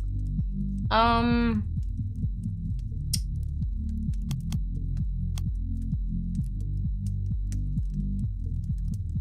gonna try this. I think I'm all holstered up now. Very good, Samuel. I wish you patience and compassion. Good luck. See you later, Andy. All right, now what did Andy teach me? Breathe. I think I'm ready. Right on time. I think I hear him coming. All right. Hey, Edmund, good to see you. How you been feeling these past few weeks? Empty, my dear boy. Empty. I am but a vessel made for a single purpose. But alas, and alack, that purpose is in supply most rare. Dude. You mean acting, right? Aye, that's the rub. Acting, my dear boy. Acting. My thespian blood goes rancid with stagnation, and the only cure seems to me irreprehensible now. Good lord. Talk about extra. Parasocial. I do not wish to face these mortal directors, for they dare to tell me my art. Ain't that what directors are supposed to do? Oh, my dear boy, Some are born great, some achieve greatness, and others have greatness thrust upon them. No director can thrust greatness upon the already great. In mine own case, mine greatness hath already been achieved. Holy shit, but what is this?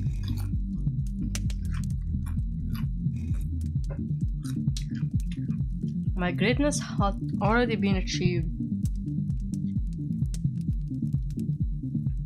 I drop him so bad. I need help here. That's definitely not this. No. There is no room for improvement. Sorry. I don't know what I'm doing. I'm doing bad.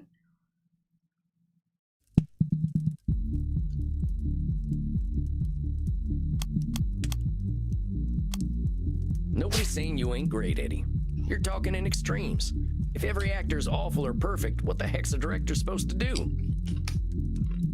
A most unenviable position, to be sure.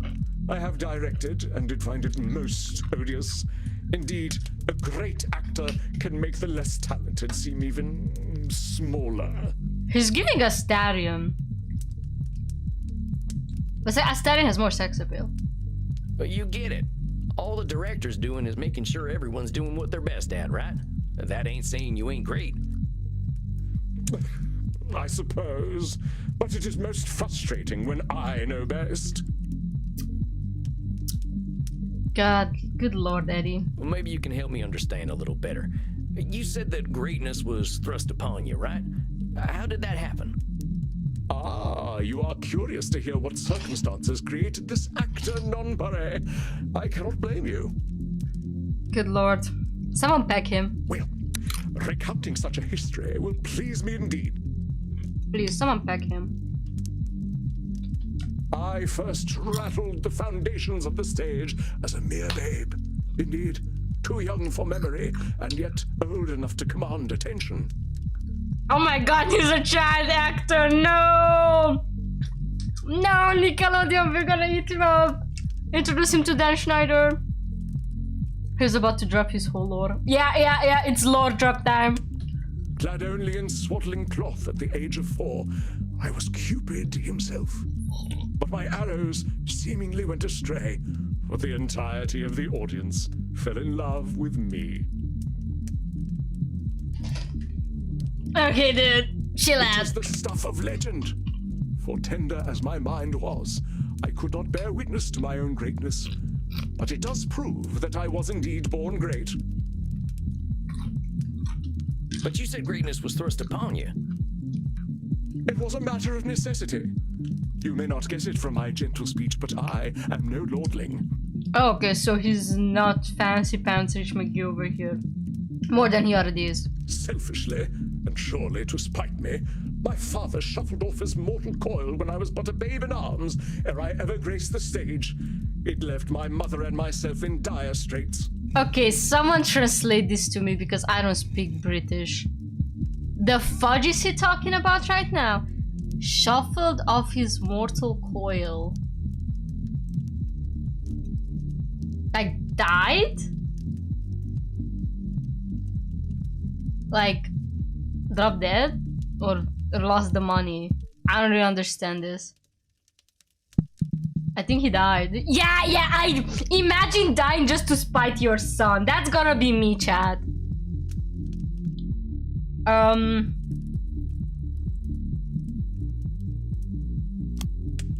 It is an impressive distortion to believe that. Andy, I'm stupid. Give me a second.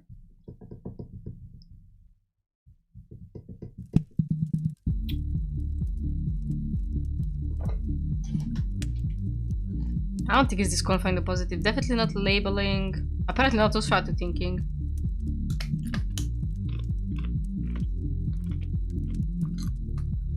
Emotional reasoning? No. It is an impressive distortion to believe that. Sorry. Give me a second.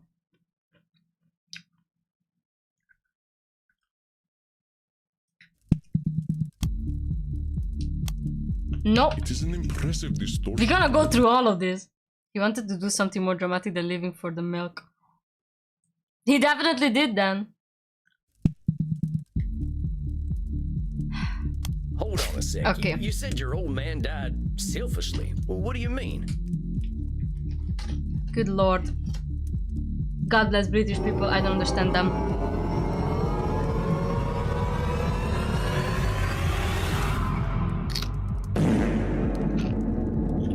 This is here. I've been sent to a blue emoji, therefore I have been summoned to myself with the... Yeah, I said that you're playing Warfare and I said to you, everyone, send Blaze a blue emoji. Because she got the blue. Well, what kind of a father drinks himself to death when he has a beautiful baby son at home? I don't know, man. I at least waited until my son was older before I did the same.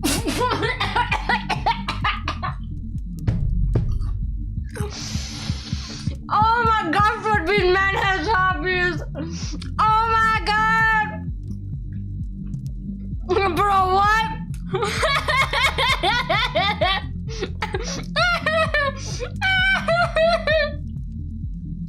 The alcoholism runs deep. Imagine if you hateful towards your father so hard that you...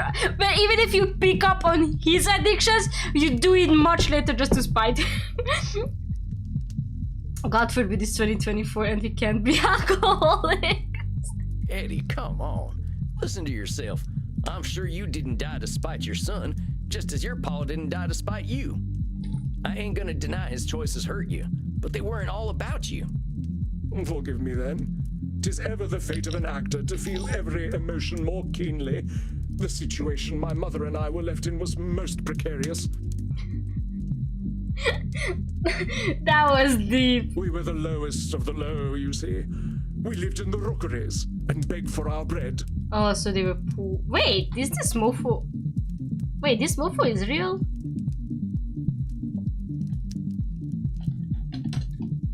Edmund Keane is an actual person. Never mind.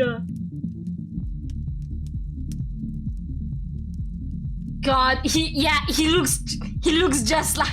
Yeah, honestly, chat, that's an accurate picture. I'm gonna be real with you guys. Hold on.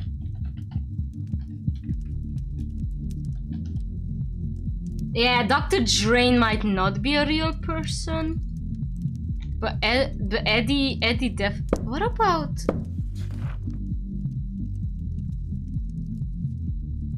Oh, I forgot her full name.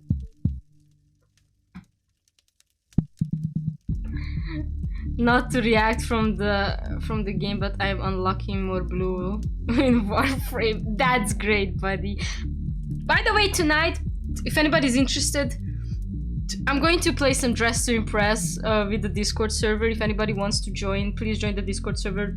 18 plus only. I'm sorry, I'm saying. No kids allowed. Anyhow, if you wanna join to play some Dress to Impress, make sure to tell us or something. I don't know. And yeah, Blazy, you're invited to if you wanna play something else, like the Chad Roblox game. Wait, yeah, I mean, Isabella Deste, I was sure she was based on a real person because it said that she might be like, Isabella Deste is definitely a real person, right?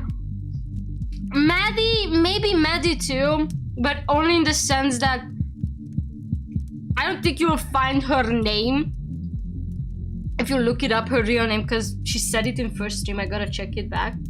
The first time she appeared, sorry. But yeah, Dr. Drain is definitely not a real person. But he that hath wit must make content with his fortune's fit. And oh, did we beg. She was my Queen Gertrude, and I, her filthy little Hamlet. Did I mention I played Hamlet at age 14? Well... No, I hadn't heard that. Well, anyway, my mother was a competent actress, but it was my wit alone that saved us from destitution. Alright, I'm pretty sure that is hell of a Nosferatu thinking. Or personalization.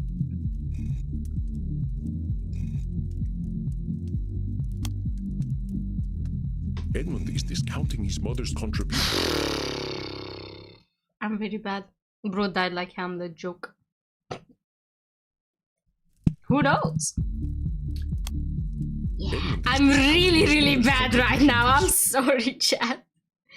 God, is disqualified. Oh yeah, she's disqualifying her. God. My brain is mush. It sounds like your mother did a lot for you. I'm sure the people loved you, but could you have done it alone? I suppose my dramaturgical purpose would have been lost without a scene partner, but it was I whom the throngs came to see. I ain't saying that ain't the case, but you might be disqualifying your mother's contribution to your greatness, right? Mama! I don't see how that is relevant, but I suppose so. Let me continue unabated, sir. Bro is cringe. Forsooth, I was so prodigious that, at the age of 7, I garnered the attention of one Reginald Flopbot of the Worthington Flopbots. Flopbot. Flopbot. Flopbot. 'Twas he who paid to get me off the streets and into the dormitories. He said, "Edmund, my cherub, the streets are not for you. One day you will be the greatest of actors." The way he calls him an angel. Hey, how about that? You went and proved him right. Piffle. Master Flopbot never gave a fig about my potential. I was a prop to him, a symbol of his generosity and high breeding. Every month, he would stage an elaborate party with all the well-to-do society of London. The dandy fop would stand upon a dais and announce himself as the savior of the city's poor. Oh, it was an That was my cue. I would be lowered down from the rooftop, wearing naught but swaddling clothes and a set of opulent wings. God, that's such a weird photo. That's just a weird image in my head. The gentry's delight was my dungeon, but I would flit among them, reprising my breakout role as Cupid by shooting little arrows of love at them. That's cute. At the age of 7, it was most disquieting. At 11, on the cusp of manhood, the shame was too much to bear. Dang, Eddie, that sounds awful.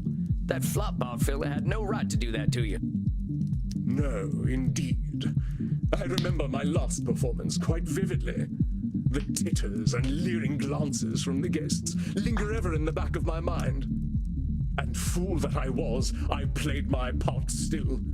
I should have plunged mine arrows into that fool Flopbot's chest instead of shaming myself.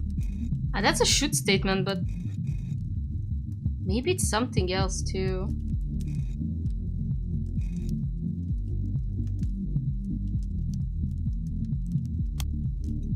You were a fool for playing your part. What choice did you have, Eddie? Oh, never mind. It was labeling and I was right. It is simple logic. Only a fool plays the fool repeatedly. Many a bottom have I known that never played the Dane, preferring the comfort of a familiar role.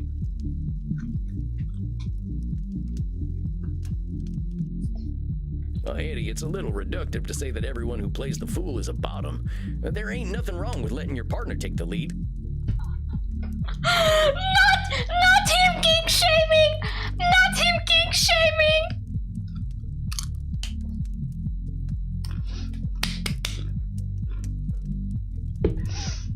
Eddie wants to be a top so bad. Too bad he can't do that. Too bad he can't do that.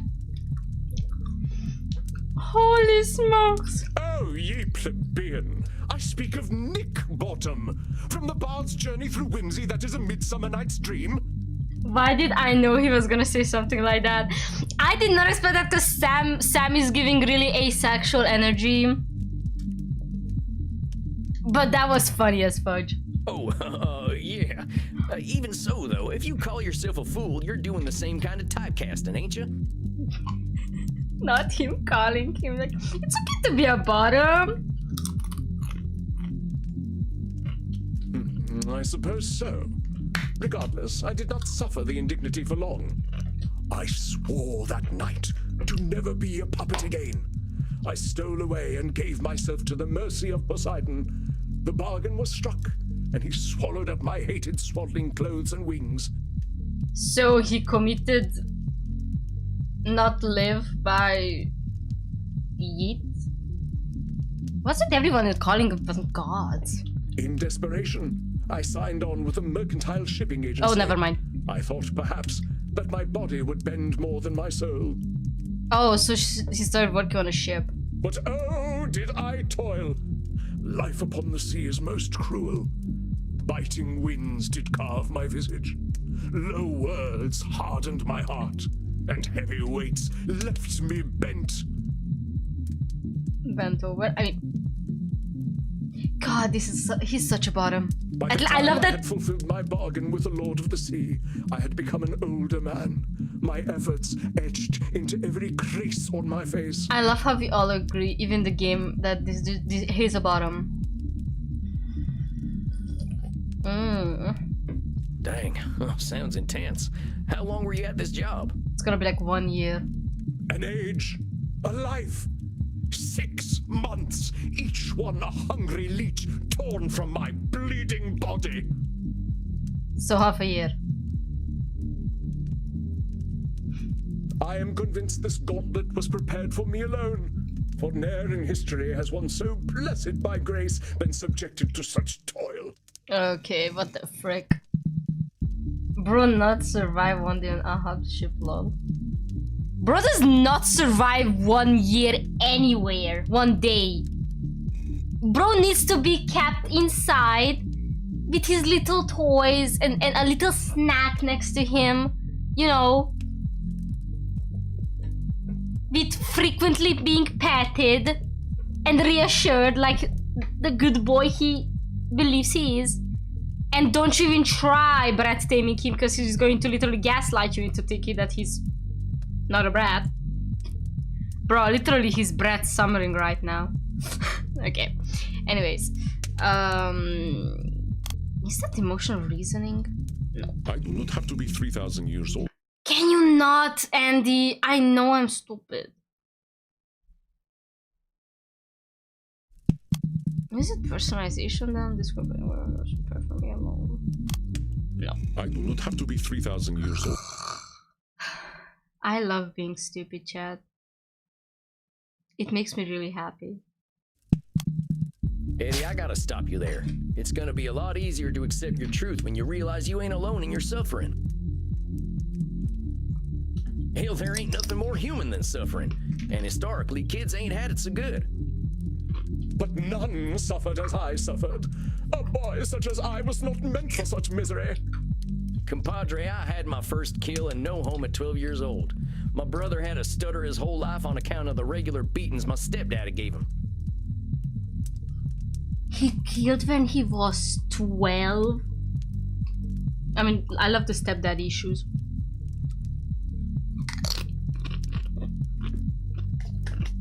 I mean, so true, bestie. Me too. For real, for real.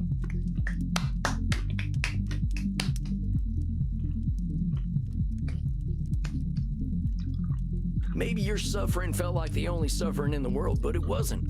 And it'll hurt less when you realize you weren't alone. But keep telling me your story. I already know there ain't nobody like you in the world, so don't worry on that account. Now then, at last, we close the circle as nature ever demands. I return to London and into the graces of my dear Uncle Moses and his comely mistress, Charlotte. So you had an uncle. 'Twas she who filled my dramaturgical quiver with dire arrows, fletched by the bard himself. And when my deft fingers plucked the bow of humanity, at last I was free. Am I the only one who does not understand anything about this sentence? 2 sentences, because there's 2. Huh? Thank you, Sam. You know what? If no one got me, I know that Sam got me. Can I get an amen, Chad? I cannot speak more plainly. The good woman taught me the works of Shakespeare, and armed with this knowledge, I conquered the stage and saved myself from toil. Thank you, Kunni. Oh, well, right. And so, you see, the die was cast from the moment I was born. The stage was made for me, And it was my skill upon it that saved me from the streets and saved me once again from a life at sea.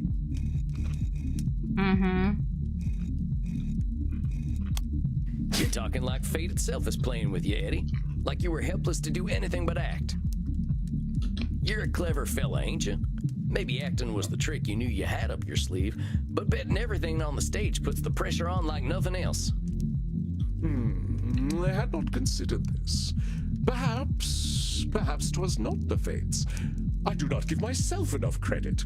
'Twas my will that brought me to greatness. I mean, I guess. The stage roused my spirit. Thus I knew my destiny lay upon it.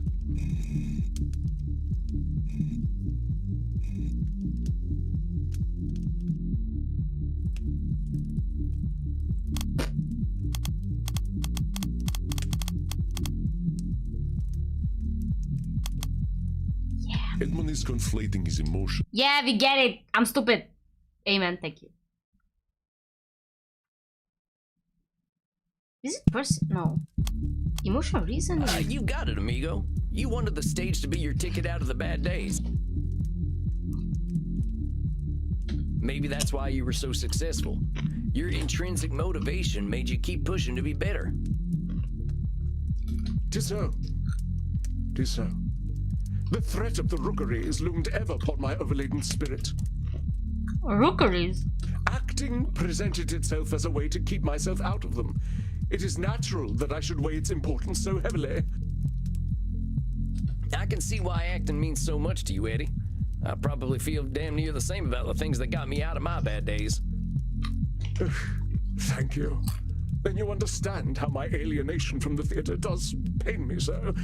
And yet, the cure is as deadly as the illness. These damnable critics! Not a single lifetime among them, and they deign to challenge my interpretation of the written word. God damn. They simply cannot relate to my singular experience. I will bare my soul upon that stage, and they will all sneer and malign it on their internet profiles. This is so true though, okay? My problem with the internet people, y'all internet people, not y'all per se, but like internet people in general, is that their idea of being fun and so engageable is if they're mean, you know? I'm not saying that I'm not mean. I am mean.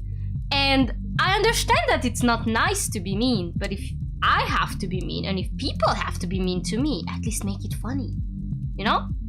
Like, I hate when people come to me and be like, you know, they say something mean to me, but it's just like, okay, human mistake or like human behavior, cool. At least try to make it funny, you know? Like, insult me in a way that I'm like, okay, you know what, that's fair. You know, something like that. Have you ever felt like that?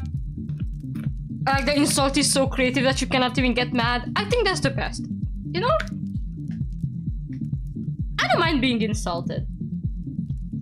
But if you insult me in a way that is not entertaining, don't expect me to take your insult lightheartedly and not insult you back. Because I will. Anyway, did I save? I did not.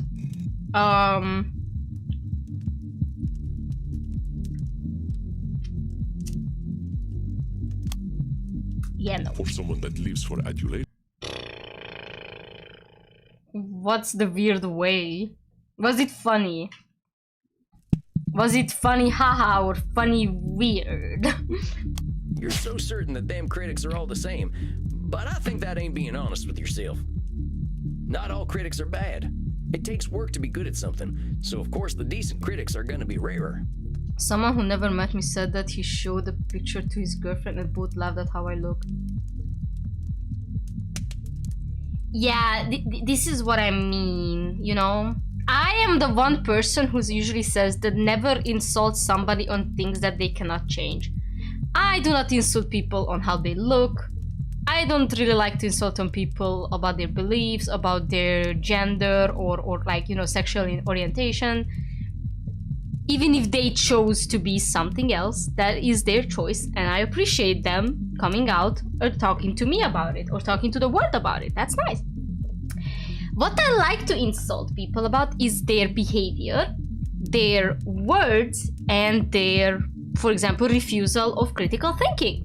Because I think judging someone for being so to say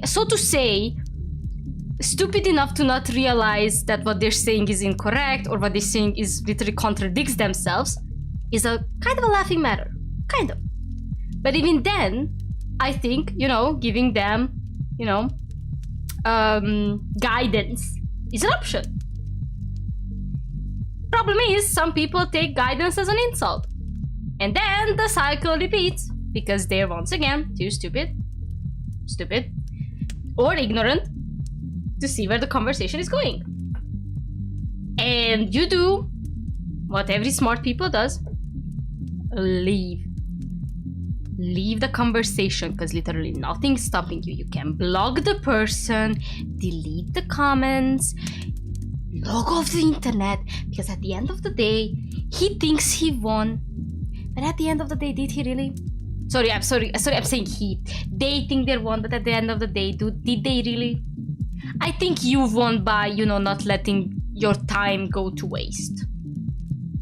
But I'm just saying, I'm just saying, like, who am I to judge people? I'm just a person behind the viroid model that is so average that everybody can call me out on it. And yeah, you're fair. It's an average model. Because I currently don't have the money to put into it.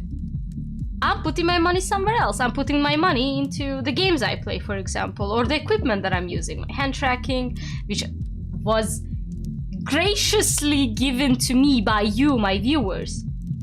And I could have not got it without y'all. Or my face tracking, or my mic, you know. I'm putting my money into something that is more important first, and then I'm going to do something with this. And when this is going to change, I hope you guys are still going to stay with me. Even though I'm not going to be the same woman that I was before, or the same person, you know. It's not going to change much. I'm still going to be the same silly person that I am, because I am silly. And I'm still going to be the same Navi that I am, because Navi is me. It's not just someone. It's not just a persona that I created. Navi is pretty much me. But when I upgrade myself, and I'm going to be more than just another viroid model, or many of my viroid models is just going to be one viroid model or whatever, I sure hope we're gonna stand together and crush the haters. Not even crush them, you know, just like educate them, you know, until they get insulted because they think that you're all mean. Again, if you're mean, at least make it fun. What you say rings true, indeed. Although past critics were flabbergasted at my portrayal of King Lear, not all were. And modern perspectives have affirmed that my interpretation was nothing short of brilliant. Yeah, you get it. I was insulted, but I heard the kid on the street yell out the most out of pocket and funny insult to someone. I had to do it to him. Can't translate because Romanian is hard to translate for me. Oh, cool, you're Romanian too? Nice to know. You can write it down in Romanian and let chat help, because there are a lot of Romanians in chat right now. At least 2 of them are here. And I can to some degree I might be able to some degree understand it. I am stupid. I don't really like Romanian. Not like I hate the language, it's just like I hate the fact that y'all have so many pronouns! Gods.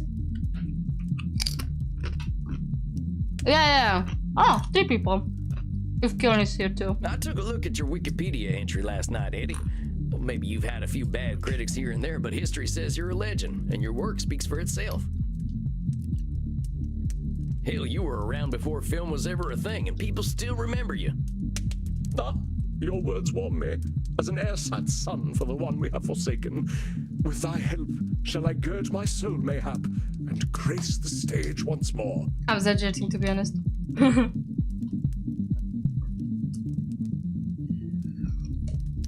God bless Hungarian for having no gender. Well, let's talk about that then. What's the biggest thing stopping you from getting back up on that stage right now? That it all simply might not be worth it. Why should I bear my damned soul when the audience hath not the sight to see it? I'm gonna have to copy paste it from notes because I have saved it. Was so good. You know the insult is good when you save it in your notepad. You know it. Maybe I can ask you a question then. What if there were no audience? One of my favorite Hungarian insults that I found out about recently, like it's recently, is that somebody said in Hungarian, I will use my dick as your toothbrush. And I think that's beautiful. Faszom legyen a fogkeféd. No audience?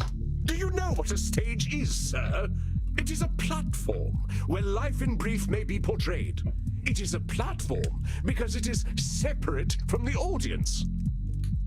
Without such, the stage ceases to be a stage.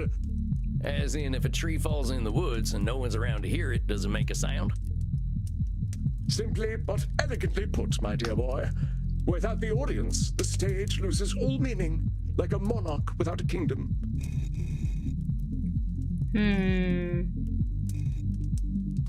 Just a minute there, partner. You're saying that the stage is nothing without the audience. But I gotta ask you, where does the acting come from? Ah, but from simple tongues, the purest of queries, narrow in breadth, but as deep as the sea. The source of acting is everything, my boy.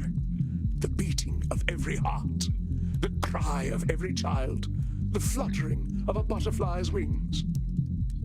Extra. The roots of acting are intertwined with those of life itself. So does acting come from the audience or from everything? My dear boy, you prove yet again, as the bard oft did, that 'tis the fool who sees the truth as it is. I bow to your simple wisdom.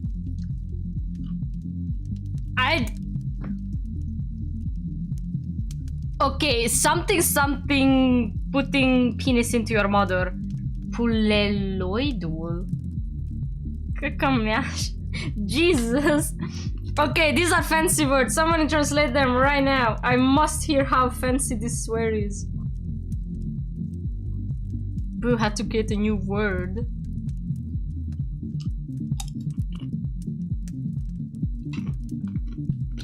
Thanks, I guess. Let's figure out how we can bring it back to acting. Forget the audience. I know we can't see in mirrors and all, but what do you think of filming yourself? The problem with the mirror in vampire lore these days is that the whole idea with vampires, Polyloidal is a made up word. Naruhodo. Nice word. I wanted to say something. One of my favorite Romanian swears was from this one video that was like a poorly Romanian dubbed clip of the Adventure Time. It was something like Jake screaming. Oh, what was it? What it was? Bă, dacă am 10 reacții de haha, ce-mi futut? Morsic, vii și dai like. Nye, țăranu, dai like. But there was something else, like something with meditation. Oh my god, does somebody remember this? Moshifoka. What was it called? God, I will have to find that one day. It was like 8, but I had to give it to him to screen it. Second. Oh my god, it was, I don't remember. Give me a second, because it feels familiar. It definitely, so it's basically about this guy being angry that he posted something and everybody's reacting to it on Facebook with haha, but somebody comes with a like. What was it? Putut. Kion if he remembers. Do we do Jabba? I don't know what's that. Oh yeah, there's some guys, I guess. I don't know. Oh, Kion, if you remember. Because I know that I saw the video with Kion. Okay, you know what? You know what? You know what, break? Let's take a quick break. I'm gonna try and scroll to my phone and try and find it, okay?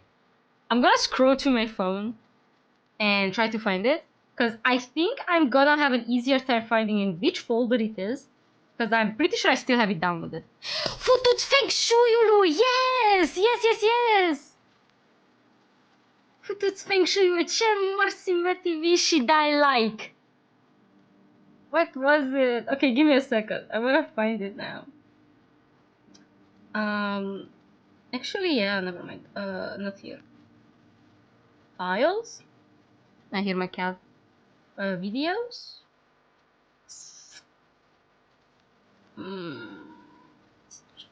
I know that it was from back in the day when I didn't use Discord on a daily basis. Shitting in your mother's... Oh, that's cool. Give me a second, chat. No way! I don't have it!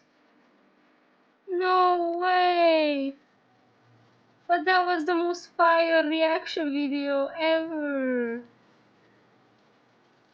No way! Oh, that's funny. Oh my god. No way.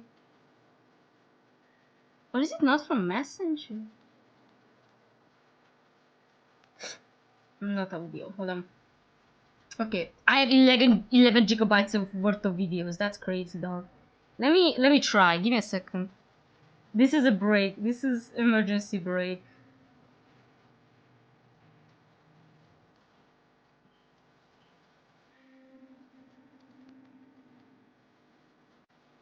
It's been years, dudes. Years.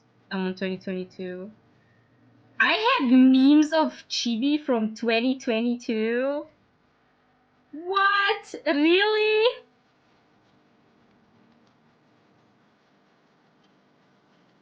No way. I had memes of Chibi even from 2022. That's crazy. I mean, this is when I started making my model. Never mind. 2022 is crazy. 10 reaction images. I need one of those too. God bless, I need one of those. The reaction images, that is. Why do I have Mona's fat ass on my phone?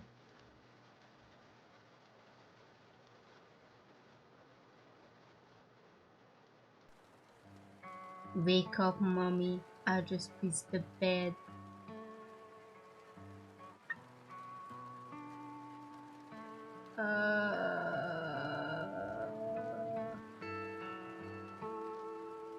Oh my. These are old. Good lord, I should... Oh my god, not Yarichin Beach Club videos on my phone. That's crazy.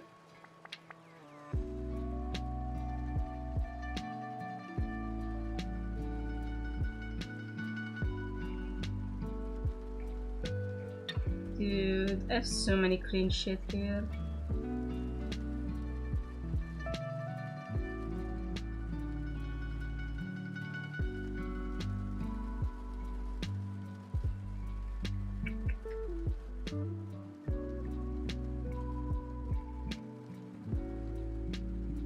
Mukbang? Why do I have mukbang videos? I can't stand mukbang videos. The fudge? Why there's so many useless shit? Oh, I have the pregante. Oh my god, that video is so funny. I have to send this. Hold on, I'm gonna send this video quickly to Ryu, cause I think it's really funny and she will appreciate it. Hold on. Ryu, Asha. Lol. Yeah, open Discord, you dumbass. Anyways, continuing. I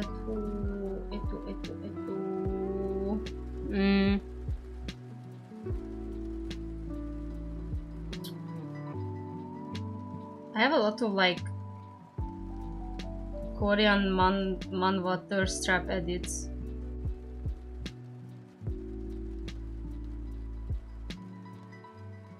Ooh, I found the Skate the Infinite Thirst Traps. Okay. Oh yeah, this one's when it came out. It's still in 2020. Never mind, in 2021.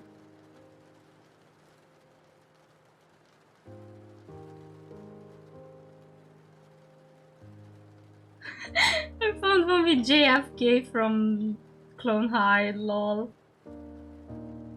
Nice drawing you got there. Is it a anime? Good lord.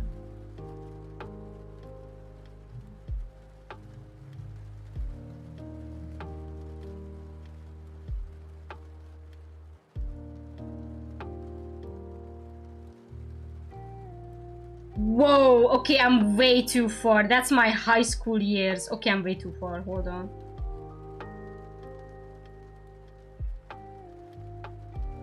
I think I saw that video twice. Oh, I found the Romanian woman who says weird shit, but that's still not the one that I'm looking. Titties? Sorry, I saw man boobs. I got distracted.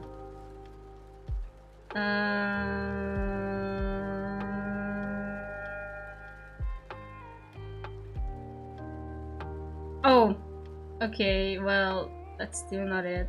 I don't think I have it downloaded, and that's gonna be the saddest thing ever. Oh, I found Bob the Necromancer. No, was it? Yeah, Bob the...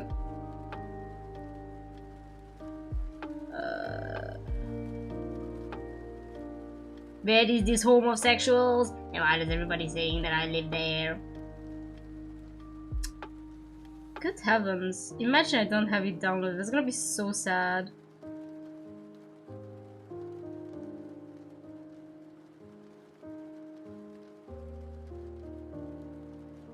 I'm gonna be so disappointed in my life. Does anyone remember the woman who tried teaching people Toyarama Lui Pitokoro? I don't know what that is. Those are big words, honey. What is this?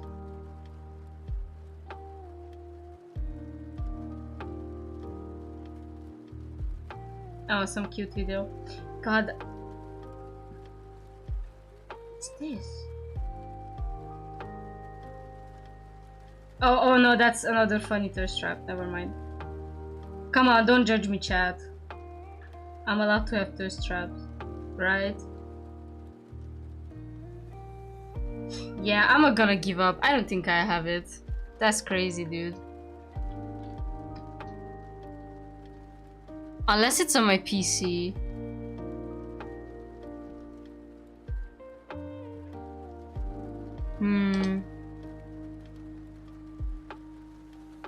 A stupid math formula teachers made us reminder at 24.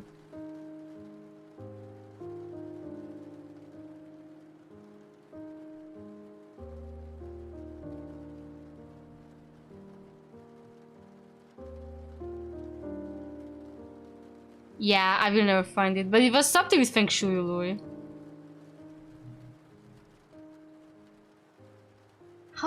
Why was I so stupid to never download it? How could I have done this?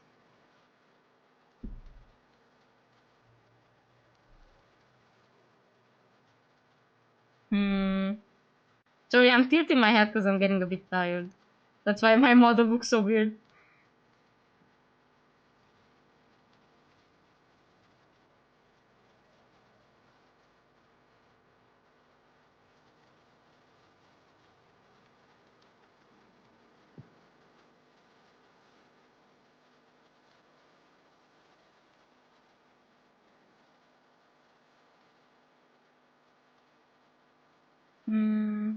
Oh my god, this video is so funny. Why do I still have this?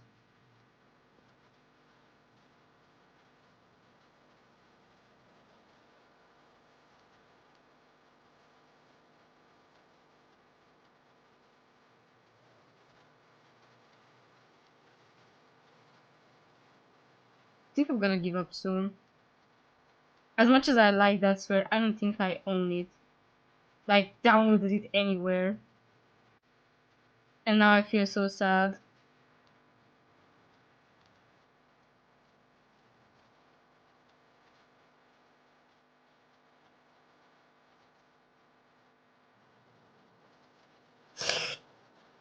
Sorry, my mouth.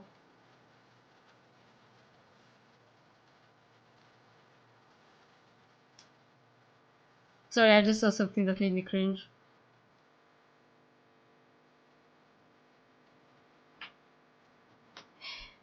Yeah, we can give up soon, I think.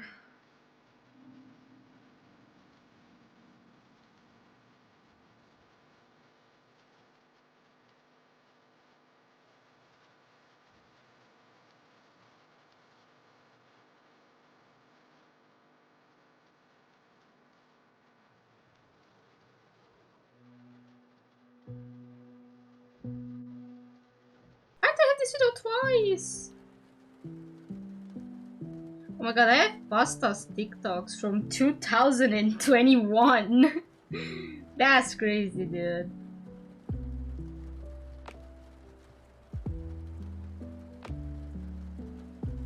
I'm gonna see. Holy shit, I found it! Chat, I found it. Okay, listen, chat. Oh my god, I found it. Dacă tu vezi că eu la o postare am 10 reacții de haha, ce pula am fost tu feng shui, vii tu și dai like. Țăran, dă like. I'm gonna see it! Woohoo!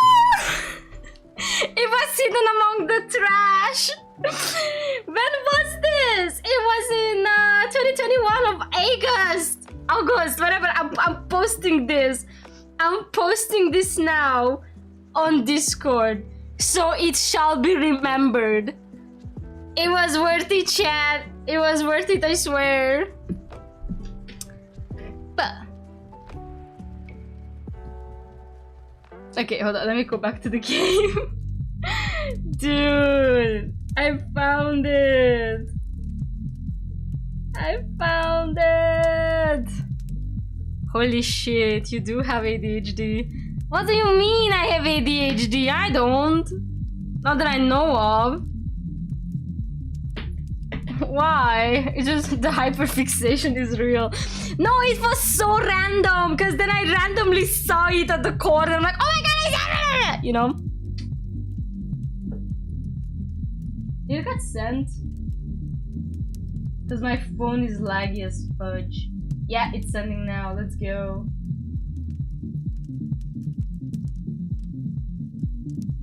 I did it. Okay. Let's continue, sorry. Oh, I wanted to say about mirrors. Let me finish. So, the whole idea why mirrors don't really work with the whole vampire tropes anymore is because the whole idea that vampires can see themselves in a mirror was purely because back in the day, mirrors are made out of silver, which is one of the vampire's many weaknesses. And nowadays, mirrors are not made out of pure silver. They're made with some other components too. So technically, a vampire should be able to see themselves, you know, in a mirror. In today's mirrors. It's a TikTok with Jake yelling. Yes! I told you it's Jake yelling! I don't know how to find it on YouTube. I don't know how to find it. I posted it on Discord. Brilliant notion. Yes. I shall become my own audience. I shall bring myself to rapture. Bro is Forsooth, making... If I cannot pleasure myself, whom can I pleasure? Our top. We're still talking about acting, right? Oh, my dear boy. The pleasures of the flesh are secondary to one who knows character above all else. Indeed, we speak of the noble art. Imagine when this mofo finds out about role-playing. I shall do as you suggest. If there is one on this lonely orb that can inspire an artist such as I, it is myself. I ain't sure I'd put it exactly that way, but I think you're touching on the thing we've been talking about. The motivation's got to come from you, amigo. We are of one mind, dear boy. Perhaps I left my muse in the mortal realm, but I shall find him once more. Not only for myself, but also for my public. Yea, the masses flock to my Wikipedia page as moths to a flame, each a silent plea for the return of the one true artisan of the stage. Bro pulled out Wikipedia.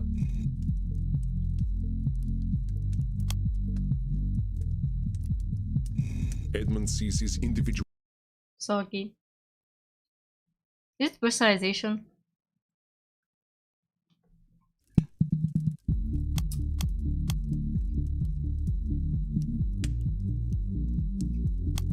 Now hold your horses there, fella. You're reading a little too much into the whole Wikipedia thing. There's 1.5 million reasons why people might be looking you up. I mean, I hear tell the biggest Wikipedia page out there is the one for that coronavirus that got all them mortals all worked up. And I'm pretty sure they don't want that coming back.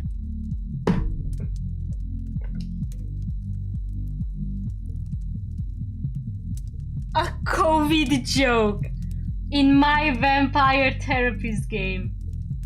A COVID joke. Gotti. 10 out of 10 Gotti. Everyone vote for vampire therapist. Best in the game. And thus dost thou scuttle a burgeoning friendship with the cannons of enmity. Why must you challenge me so? Not the coronavirus, dog. Coronavirus! That's my job, compadre.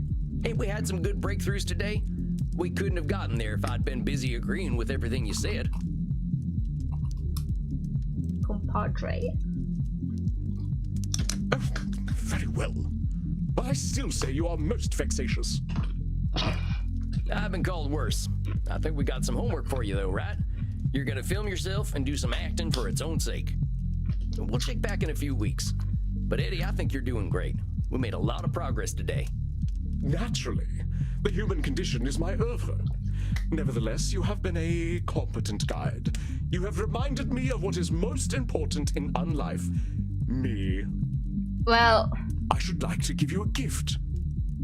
Oh, come on. You don't need to do nothing like that. Nonsense. It is beyond price for you.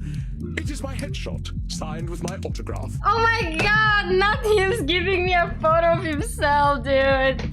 Oh, thanks, Eddie. Cherish it always.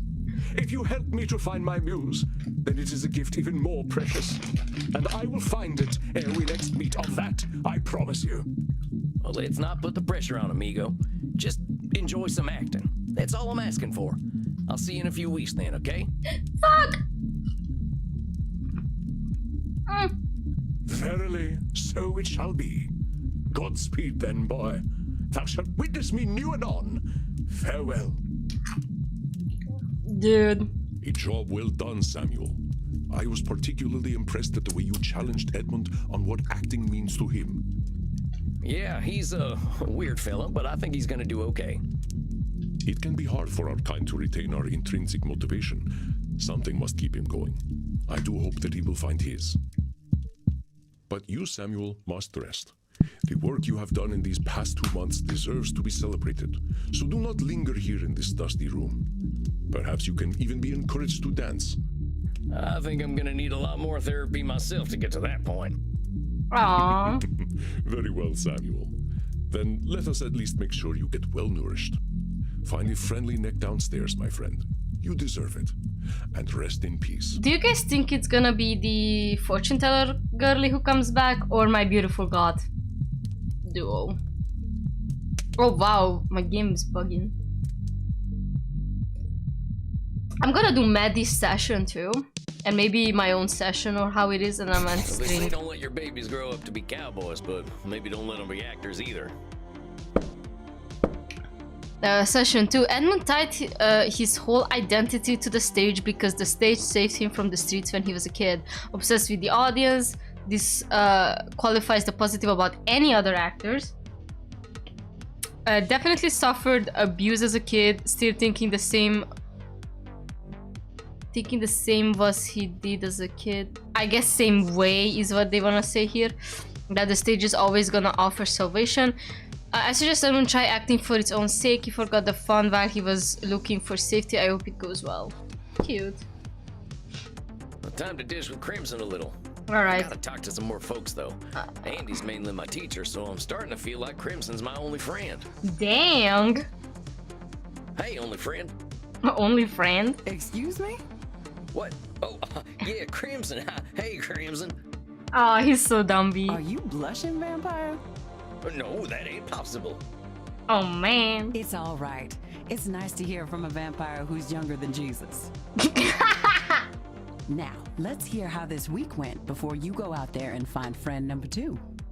All right, real quick. This client of mine, he had a real bad time as a kid. Well, worse than I did, it sounds like. But he found fame early, and now he's talking about fate and how he's destined for greatness again. Met plenty of destined for greatness folk in DC. I lost patience for it. How do you think you handled him? Pretty well. I learned my lessons from the last session. He didn't threaten to jump off a cliff this time or anything. I gave him an assignment to film himself doing something he loves doing. He seemed excited about that. You're either brave or adorable, Sam Walls. There's nothing brave about it. As for adorable, well, some have used words to that effect before. Okay, now I know you're confident enough to get out there. Giddy up. Here we go. Right to the edge of the dance floor, but not on it. Don't want anyone getting any funny ideas. Nothing can go wrong with filming him yourself. Oh, it's her! Oh, it's Bella. Welcome back, lady. You scared the shit out of me. This is going to my... But you can't shit. Oh my god, yeah, I forgot! Vampires can't people fart! I forgot that! Know that I see much, vampire, and that I like what I see. Oh my! I love her style so much, it's so cute. Oh, it's her again. Well, I was hoping to find a mortal friend, or at least a willing Nick. Now, what do mortals at this time talk about? Be awkward about the weather, be awkward about everyday nonsenses, be awkward about music. Ooh, what do you guys want to be awkward about?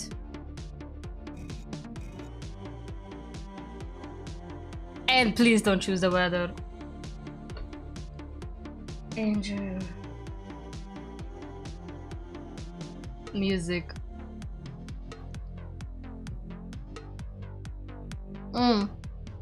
My hand bugged out, what the frick. I'm sorry, I'm a loser, okay? Okay, but like at least be awkward about something that is easily more easier to be awkward about?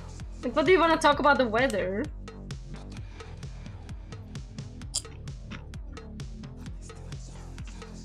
They ever play the classics in here? A little Oh Susanna or Old Folks at Home?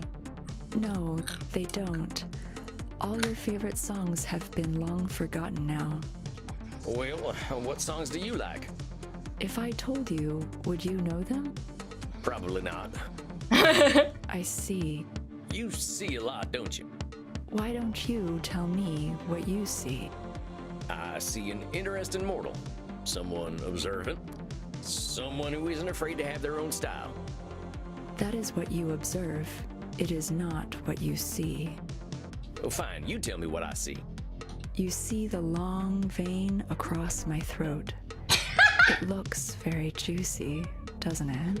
Oh my god, Bella, your verse is doing things to me, lady. Well, now that you mention it, it does. Then consent is given. Do not hesitate, vampire. God, she's... Alright, time to eat her. Shucks, that was something else. You got good circulation there. I see. And what do I taste like? She's so pretty. Kinda earthy. You could use some iron. What do you eat most often? You could use some iron! I eat a lot of carrots. They're supposed to be good for one's eyesight, and I like to see. I see now that you are tired and wish to enter your state of torpor. Well, maybe I'll see myself out then. She do be pretty. Yeah, I really like the sweater. It reminds me of my purple model. Because she got the same, like, puffy thingy. Actually, even... It's like she's cosplaying me, chat. God. Or I'm cosplaying her. I don't know. I wonder how long this game has been in development. Maybe we came out at the same time. Also, that character in the back, this one, they look so pretty. This one is just some random guy. That's offensive. I'm going to leave now. Bro, the joke was not... Was it something I said? Well, at least I got a full belly. And now, time for some shut-eye. Bro, she said the joke was so offensive she's leaving. Alright.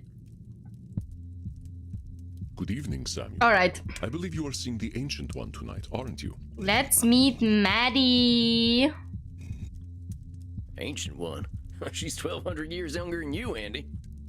I suppose I was engaging in a bit of labeling myself. You are, of course, correct. Still, her age presents a unique challenge. After one lives for 1,000 years, history seems less a line than a fixed point. Speaking of which, I imagine you can guess what distortion an old one such as Medi might fixate upon. Give me a sec, and I'll tell you.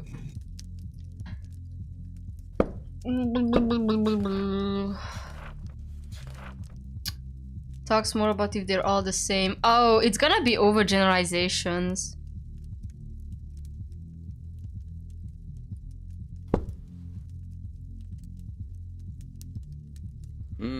It's gotta be overgeneralization. She really is basing all her opinions on her experiences when she was alive. Very good, Samuel. I heard tales of her island in my time, but they were never peaceful tales. I am not surprised she finds safety in her narrative. What other distortions do you think Medi might exhibit? Okay, so it is overgeneralization. I don't think she's gonna be that of a labeling type. She never really seemed like a labeling type, to be frank. Nosferatu thinking, I think. Control fallacy, maybe. Oh my god, chat, what do you think? Do you think she's gonna disqualify the positives?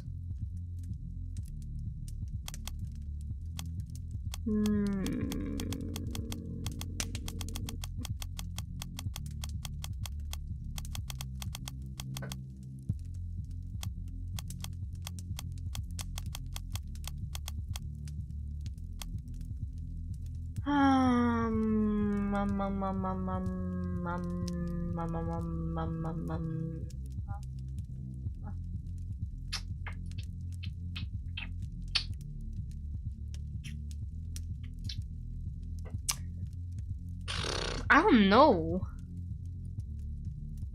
What else she might show?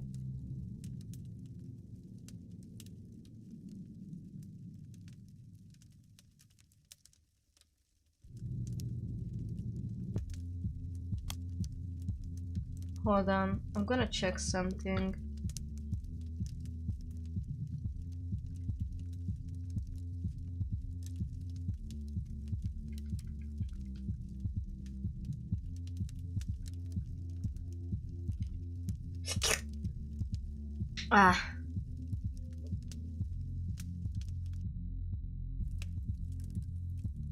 Should statements, maybe, because she was talking about what she should do for her followers. Yeah, makes sense. Yeah, what else? I don't think she's a control fallacy type of person. I maybe does emotional reasoning, but I really doubt.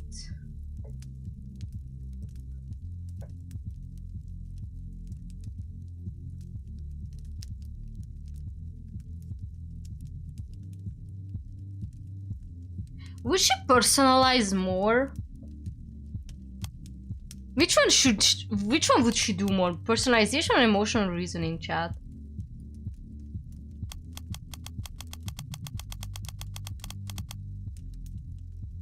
I think she would do emotional reasoning more. I'm gonna go with this. Good to go, boss. And, you know, hope. Then I will leave you to it. Good luck, my friend. Maddie! Hello again, strange cowboy man. I love you so much. But what do they do to your voice lines that they cut off so much? It's good to see you again, Mitty. How's the past month been for you? Can't find it? Aw, I'm so sorry. It's like an ancient video. I went for a walk, just like you suggested. Didn't like it very much. No, why was it bad? Well, I'm sorry to hear that. What was so unpleasant about it? It's very loud outside, and dirty, and smelly. Everywhere I walked, it smelled like mortal food, which is disgusting. They knew how good it felt to drink blood. Maybe they would not eat so much of this pizza food. Not... You know what? You know what? Maddie would not like Ponty's pizza, and I'm here for it. You know what? She's the real one. There's so many cars too. I don't like cars. They have hateful faces. They look so angry all the time. She's so adorable. Stepped in a wee, killed 7 men, and got splashed by a bus. It's really quite awful. You killed 7 men? How the heck did that happen? Oh, that was inconvenient, you know. Normally I have my zealots do that kind of thing for me. They take care of the bodies. But I had to do all that silly work myself, and now there are always police sirens going off, which interrupts my streams and makes my followers very sad. Oh no. Why did that all happen? Because they found the bodies everywhere, so I don't know what to do with my rubbish. Because they found the bodies everywhere, silly. I meant why the killing? You didn't happen to make a few assumptions based on past experiences? Why kill a bunch of men? Oh, well, they looked at me. I know what mortals who look at me are like. If I let them live, they'd probably try to burn me as a witch. I could do nothing but kill them. Honey boo, if you were a witch these days, they would cream themselves. Hold on a sec. You know what mortals who look at you are like. How do you know? Are you reading their minds? I don't have to read their minds, sweetling. I have known manlings for a very long time. Okay, but then she says sweetling? God! God, her pet names are so good. I love you, Maddie. Not this word cannot make me hate you, Maddie. Ugh, words. I get what you're saying, but here in this room at least, we gotta be honest with ourselves. Do you really know what they were thinking? Silly mouseling. I do not need to know what a wolf is thinking to know what a wolf is. Does that mean every wolf you see is gonna try to eat you? We don't have wolves anymore. They're all gone now. What do you mean? So maybe you can see where that kind of thinking can be a problem. It was scared people who killed all them wolves, right? Now I know that thinking doesn't come from nowhere. Old as you are, I'm sure you've seen some real awful stuff. That's right. Haven't killed you, though. You are kind, little mouse.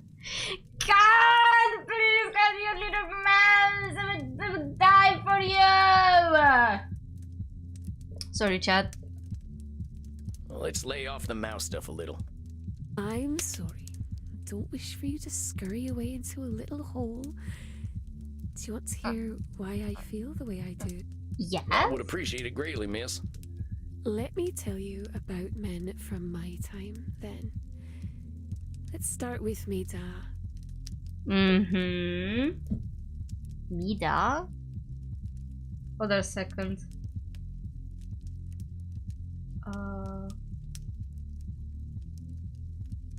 Give me a hot sec, chat. I gotta do something.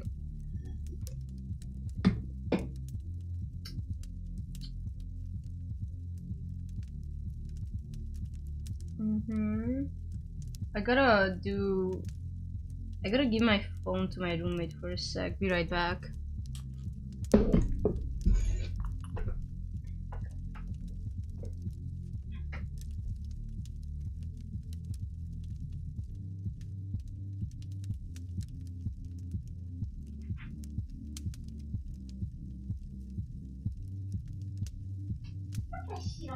I'm dying.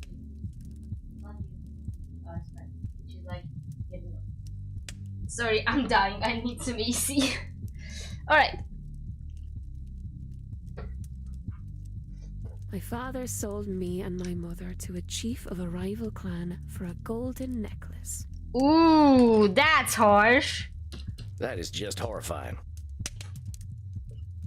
Hold on. Oh, don't fuss, sweetling. It was the most beautiful golden necklace. At least 2 girls' worth. My father got quite a deal, really. You're using humor, but I'm sure that must have been heartbreaking for you. It was coming at the time. I suppose I should have been glad to be the possession of an old chief. No, why should you? Whose should is that, matey? Why, everyone thought that. They were ever so surprised when I ran away. Did wish I could feel the way they felt, but I simply could not. I think most of us vampires had it rough as kids. Maybe most kids have it rough, I don't know. But the one thing I do know is that kids don't come with the same shoulds their parents have got. I think we're learning all them shoulds ended up being a load of horse shit anyway. I knew girls who did as they were told. They would have been thrilled to have been the concubine of a powerful chief. Oh, wow. But, oh, he was so old. Cormac O'Neill, the oldest man I had ever seen. I remember thinking, where is his face? Because I could not see it under all his disgusting wrinkles. God damn, this is about serious shit. How old was the guy? 38. Okay. This is still effed up. But I love how 38 is already old in that time. That's crazy. That's crazy, chat. That was pretty old in your time, huh? Wish I'd died at 38. Could have been a better looking corpse. Well, he left an awful looking corpse. His face was all... Saifo, thank you for subscribing. If you're watching the stream, just wait 30 minutes and you can talk too. I'm guessing you had something to do with that, huh? Not me. My boyfriend, Abertach. He told me he'd set me free. I suppose he did. He created a delightful poison for me. He said it would make my dear master die in excruciating pain. Join the Discord is there. Only if you're an adult. Only if you're an adult. Sorry, but we don't... The server is not for kids. Where's the link? In my description. But once again, 18 and above.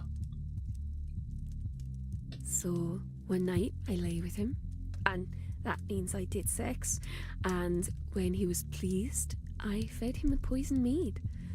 Abby did what I couldn't, and the old fool finally died. I sexed him.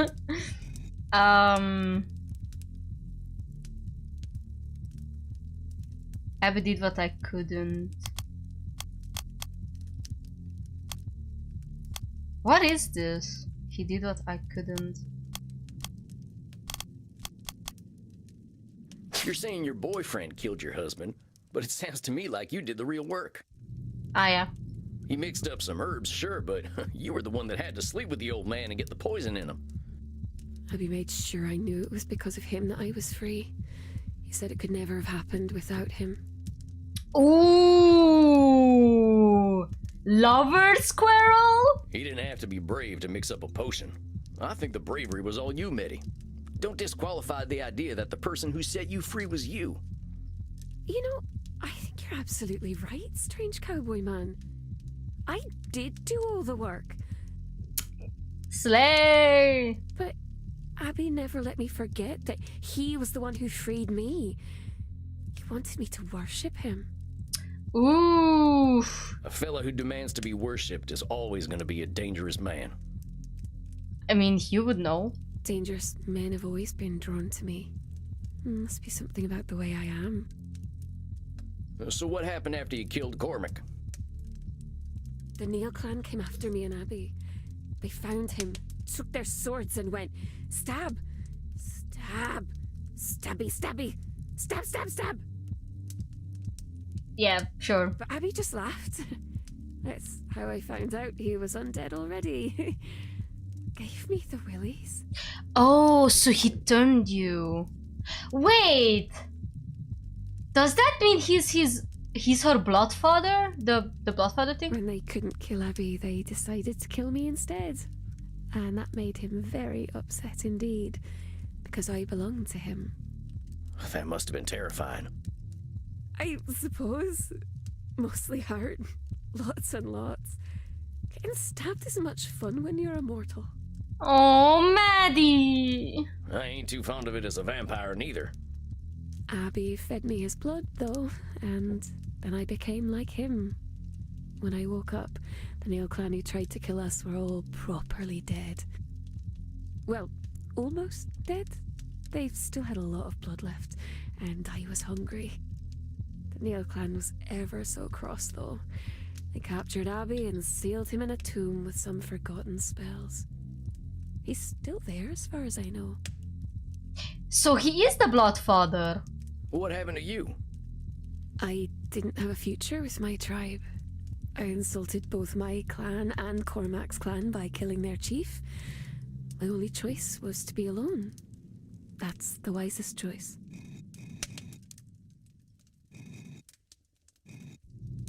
I guess this is Nosferatu thinking?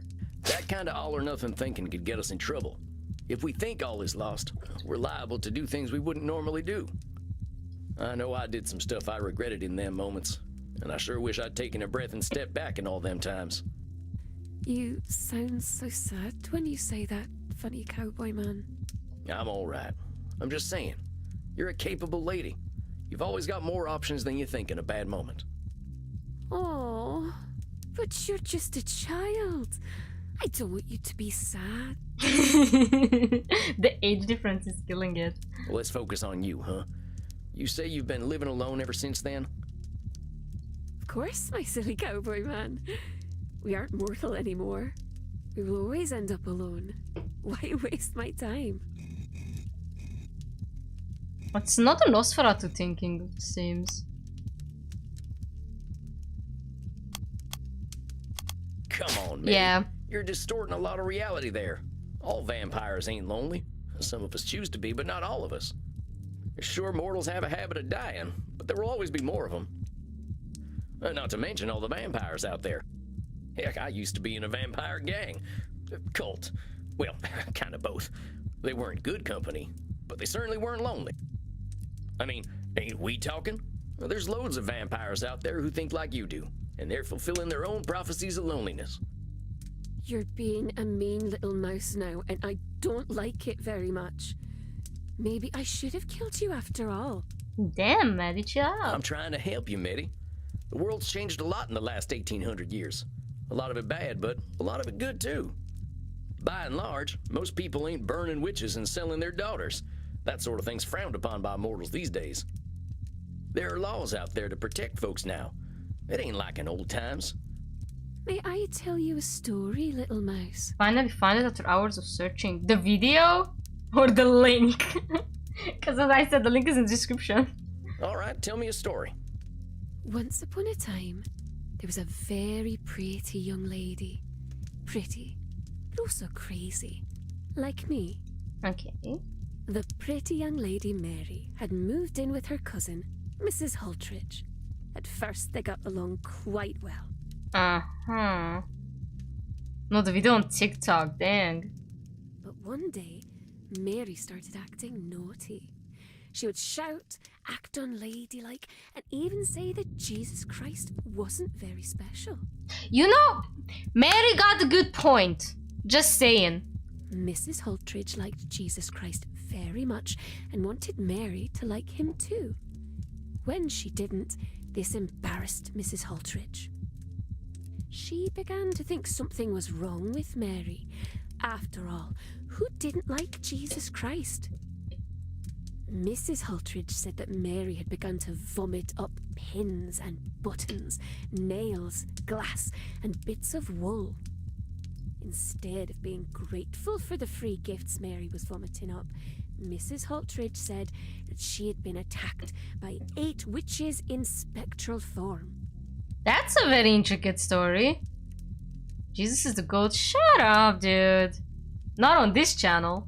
Now, it just so happened that all 8 of those witches lived very close to the town where Mrs. Haltridge lived.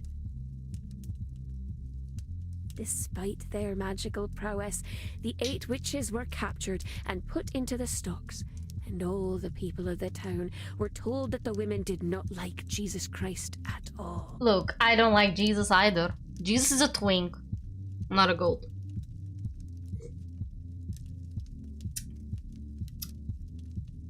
I just don't like religion. So the Jesus Christ-liking people threw rotten vegetables and poo at the witches. And, just for fun, they gouged out the eye of one of them. I think I know where this is going. Then they kicked the witches out of town and lived happily ever after. The end. Well, that ain't a pleasant story. Oh, it was very unpleasant. It hurts very much to have your eye taken away. But I like my new eye. It's fun. I should have known. Oh my god. I was 1500 summers old or so when that happened. The world hadn't changed much then. I don't think it's changed much now. God damn. I'm sorry that happened to you, Meddy. You're right. Folk can be pretty awful when they get riled up. That ain't changed. Oh, don't be sorry, little mouse. I like my new eye. Also, the story has a happy ending. Oh yeah? What's that? After I had my eye taken away, I took Mrs. Haltridge's parts away too, one by one until she died. It was so much fun. Yeah. That's a little morbid, Meddy. Morbid Mary. Oh, I like that. That's very clever, little mouse. But you see why I'm careful now? Yeah, I get it. But look, there's one thing that's different now, and that's... The UN exists, what we're doing right now. Liberal democracy has solved everything. What do I choose? What even is UN? Like, what is this? I guess it's what we're doing right now, but I love the liberal democracy. Oh, United Nations. I'm gonna try this one. It's what we're doing right now. In all that time up till now, therapy ain't never existed. We only just started looking at ourselves and the way we think. I don't think anything, but the second option is the valid option. Obviously! Before recent times, we only looked at gods, government, and society. The self is a new frontier, and we're learning stuff we never considered before. Exactly. The frontier can be kind of scary, but being on that frontier means moving forward. Come with me. Silly mouse. If something feels scary, that means that there must be something to be scared of.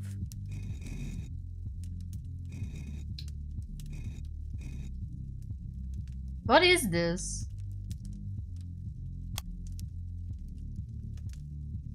No. Meddy is transmuting her feelings into reality. If this is... Oh, she's doing the emotional thingy.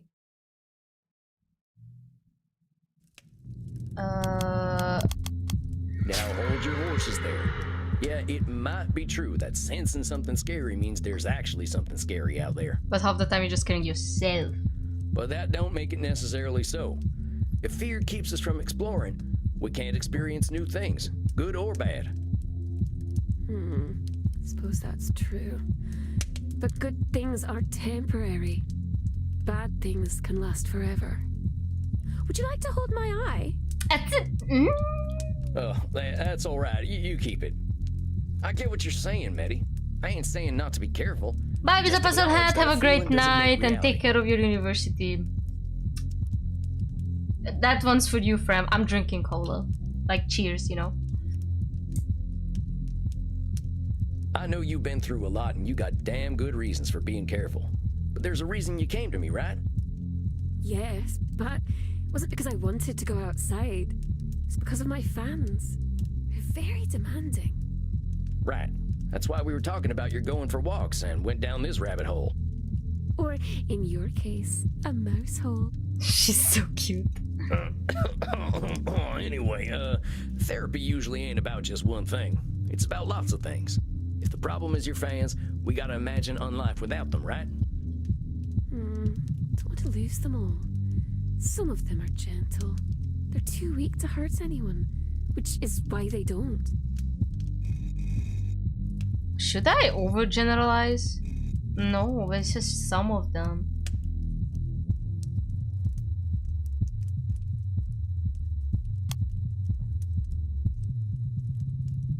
What is this? Chat, what is this? It's like contradiction.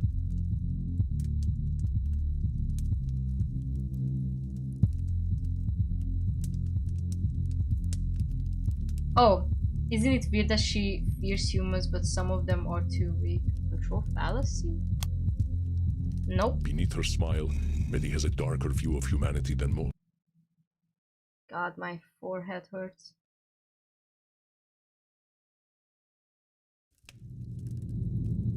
Is it Nosferatu thinking? Do you really Yes. think weak people would hurt others if they were stronger? Little mouse, I've been alive for a long time. I believe what my eye shows me. Yes, if one is capable of hurting another, they do. They can, but they don't always. You ever seen them capybara animals? Capybara! They're dang massive rodents and could do some damage if they wanted to, I reckon. Oh, yes! Oh, they're very cute. People like to share animated pictures of them in my community. Oh, they're like capybaras! Some folk are like that. They just want to sit around and have someone scratch their bellies. Is that what you want, little mouse? Do you want me to scratch your belly? What? No, I'm just saying, don't assume everyone's out to hurt someone. Yeah, it happens. Of course it does. But that kind of thinking ain't giving folks their fair shot.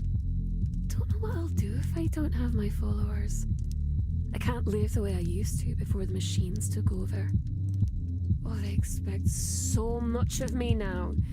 They send me messages all night and all day. They need content.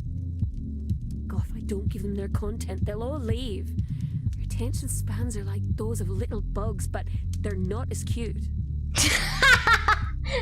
They all have ADHD. Okay, I think we need to talk about moderation. Maddie, you should get some mods. Oh, I already have moderators, silly mouse. Any major content creator has to have them.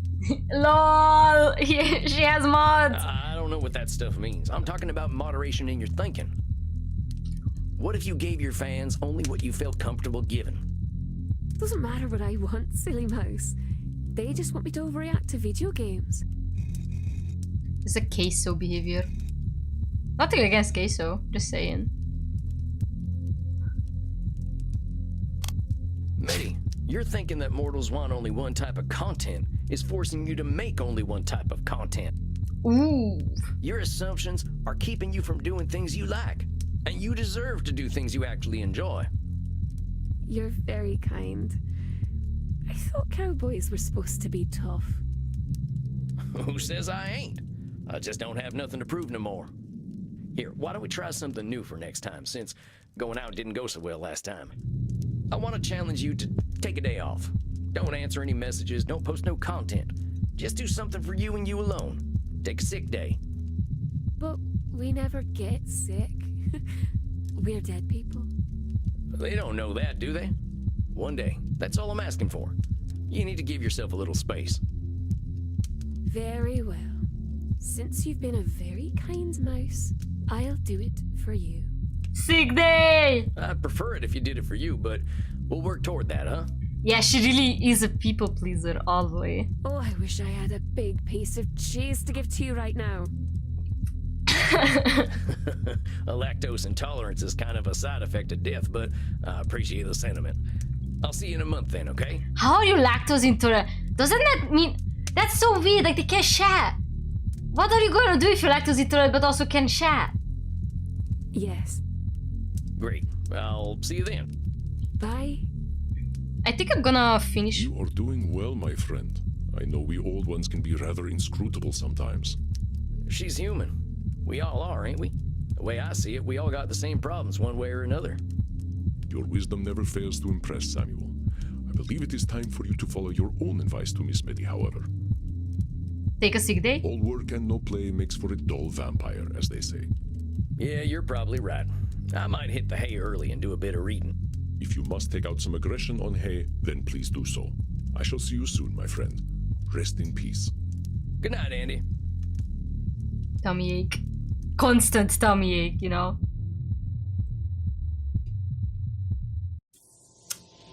I think I'm gonna do Dang. a bit Wonder more. how I'll feel about humanity when I'm 1800. Heck, I wonder whether there'll even be a planet. Let's see. Maddie's got real good reasons for not being fond of mortals, but it might be narrowing her worldview. A real bad history was sold to a rival warlord and killed by a wizard. I guess wizards are real now. Abandoned by her clan after she killed her new husband and became a vampire. Was pilloried as a witch in the 1700s. Sorry, I'm stupid. And had her eye removed. She thinks it's pretty funny. Son's disgusted by her followers. I try to encourage Maddie to do more things she likes for their own sake and get outside more. I guess it's time to drown my existential woes in blood. Howdy there, Crimson. You're sounding a little weary there, cowboy. You getting enough to drink these nights? Oh yeah, that ain't it. Just existential ponderings. That's just my specialty. What's eating you, buckaroo? It's this old client I got. She's been watching humanity hurting itself for 1800 years. Every time she expected better, she got hurt.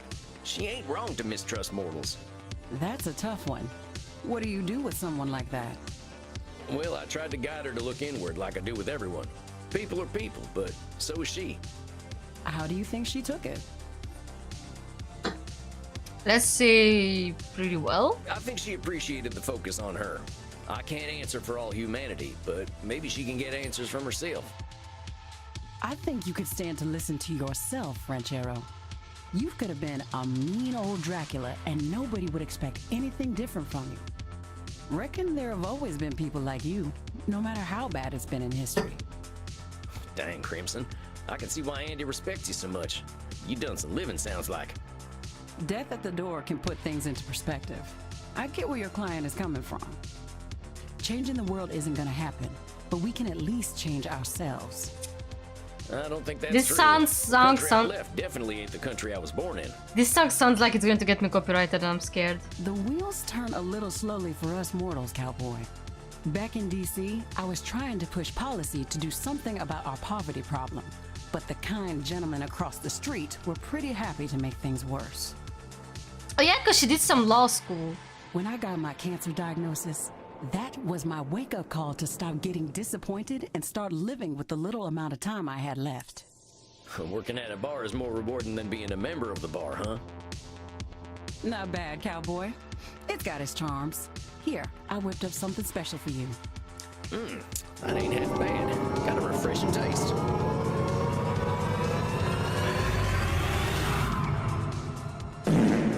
Thank you.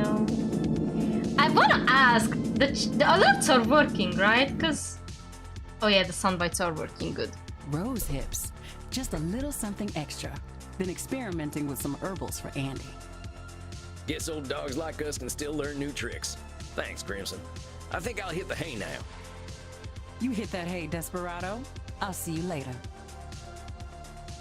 Got a lot on my mind tonight. I think I need some rest. Now, what should I do to relax? Reflect on the day with Emerson. Watch a man get his butt burned with a hot iron. Chat, what are we watching? What are... Do I want to see that?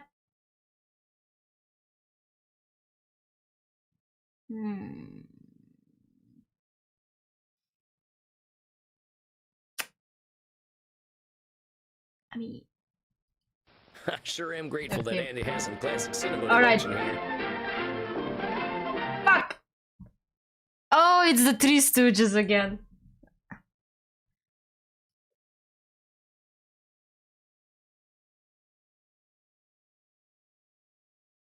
Sorry, I had to mute it. I don't know how safe I am if I mute it. It's learning opportunity. I think it's an actual full-on episode or something.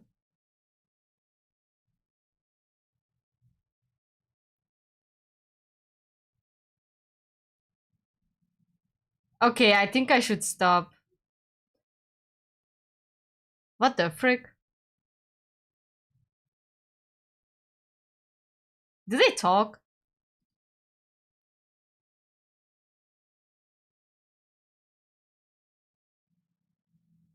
Yeah, yo, okay. Time to visit Dreamland. Maybe I'll see my princess there. Sorry, it was getting boring. Oh, you can see the...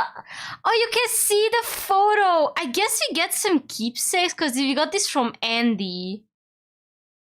I guess you're getting keepsakes. Oh. Okay, I think we're gonna have a therapy on our own now. Samuel, my dear, I do look forward to our chats. How are you feeling tonight? Samuel, my dear.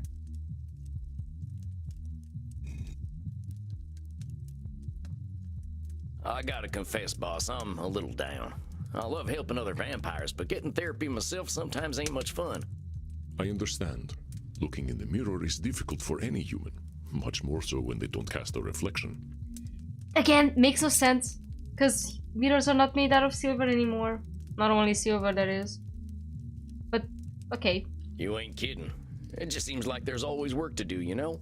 Like my walking in the woods for 90 years wasn't nearly enough time. I dare say you are correct. I believe that we must never cease our walking in the woods. There is no mystery deeper than that of our own existence. Okay, so I'm gonna do my own therapy session. I'm gonna end stream. Where do vampires come from anyway? Well, Samuel, when two vampires love each other very much,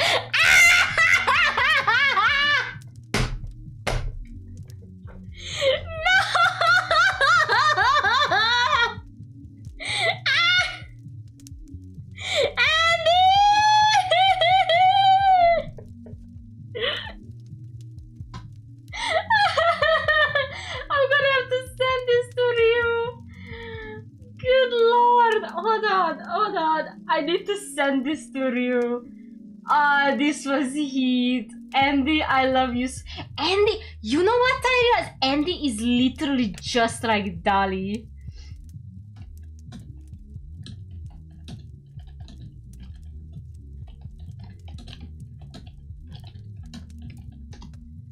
Andy is just like Dolly, I swear. They're literally so alike, but at least I'm pretty sure Andy has more, you know, therapy done than Dolly. I think we should give Dolly Delico a therapy too. He gave it a talk that your daddy never did. You bitch! Come on, boss, that's not what I'm asking. Where do we come from? the answer to that is much older than recorded history, my friend. But let us focus on you. Oh my god, he's not answering. We should start with some meditation and determine what thoughts are most important to you right now. But two vampires love each other very much. Close Oh your no. eyes and envision your place of comfort. I hate the meditation. I ain't good at being a therapist. Is my hat weird? Ich bin Sam. Ich bin ein cool man. Cool man. Election looks real bad back home. Oh, not the election! Dr. Drain thinks I'm brain damaged. Why'd my mama have to marry that asshole? Oh. When's the sunrise? The Senora hates my guts. Okay, can we... I wish you were still here, Jeb. I guess Jeb is the sibling. Actors need help, that's for dang sure. Wish I had more book smarts. Bet he scares the heck out of me.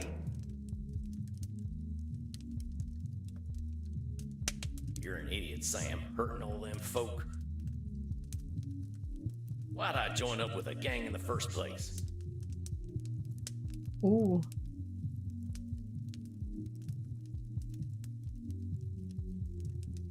I'm sorry, but that was so funny. Not him saying. Oh my god. What does a cool man mean anyway? Oh my god, I hate this meditation minigame. It's kind of weird. How are you feeling, my friend? Pretty good. I gotta say, my head's been a mess of thoughts lately.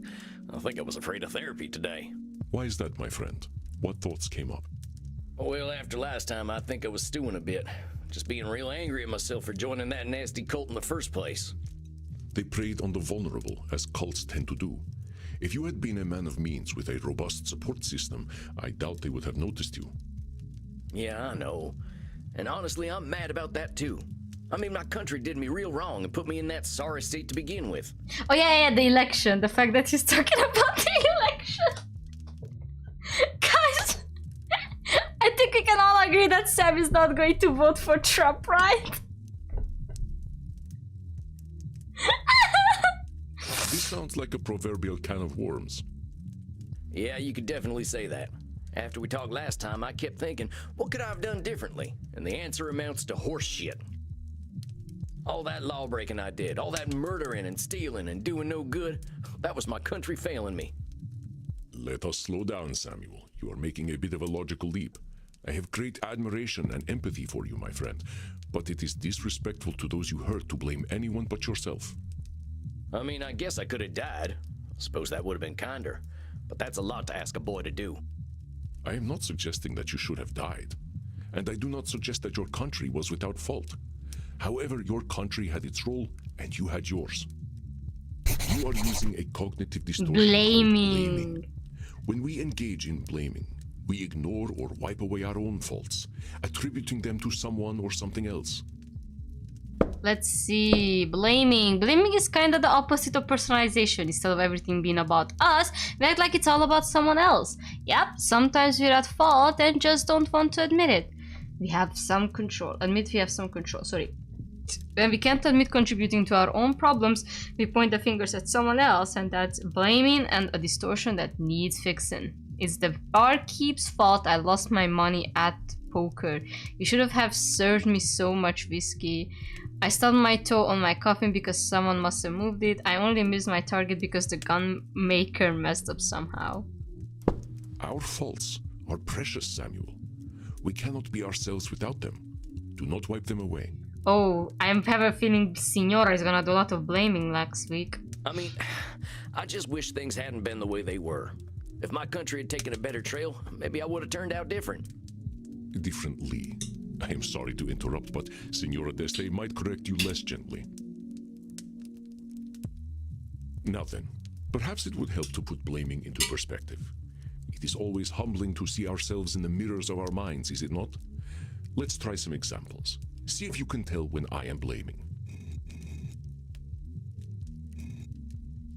I turned into a bat the other day and flew right into a tree. Who put that tree there? You look so cute. I was unable to perform in bed with Crimson the other night. It must have been her fault. Hey, yo. Dang, that is some blaming. Takes two to tango, boss. Maybe there's some bad blood brewing between you two. Man, I wish I hadn't heard about it. Asexual kink for real. Do not worry, my friend. Crimson and I bring each other great satisfaction. I don't think you needed to tell him that. It's like, don't worry, Sam. I know how to fuck my bitches. All right, I get it. I said nothing lurid, Samuel. Why are you so distressed? I think he has some issues with intimacy. Well, singing, great satisfaction. It's like hearing your parents talking about their sex lives.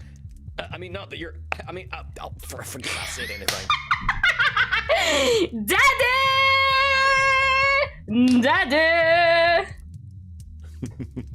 All right, Samuel, let us move on. Yeah, he has some intimacy issues.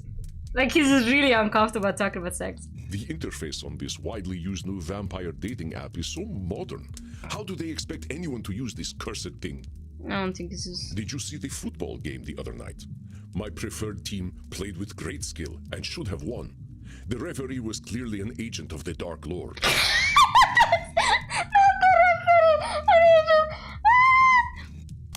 And now hold on, Andy. I think I saw the game you're talking about, and you're just blaming the ref for your team's mistakes.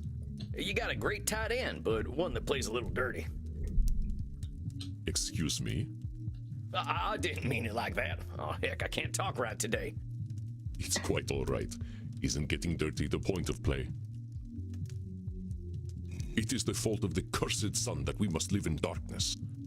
Oof. There are some blaming distortions you... Oh. I turned into a bat the other day and flew right in. I was on the interface on this. Why did you see the football game? It is the fault of the cursed sun that we must live in darkness.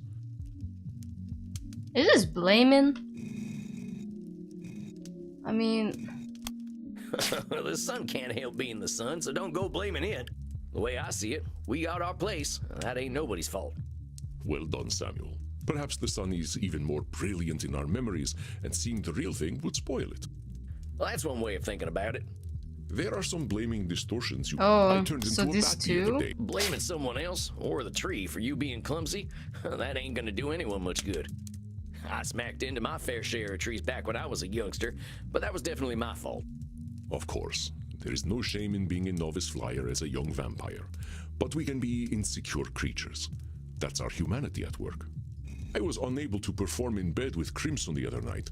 The interface on this... This is blaming too? Come on now, boss. Not every app out there is designed too good, but we can't expect machines to run themselves. Well, that's some blaming right there. You are correct, Samuel. It was only hypothetical, of course. I do endeavor to keep up with the times. By the way, thank you again for teaching me Control-V and Control-C the other night. But it loves the trick.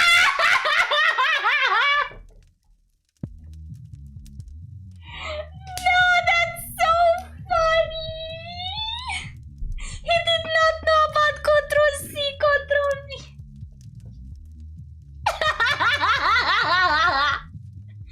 Oh, Andy, wait until you learn about Control-A.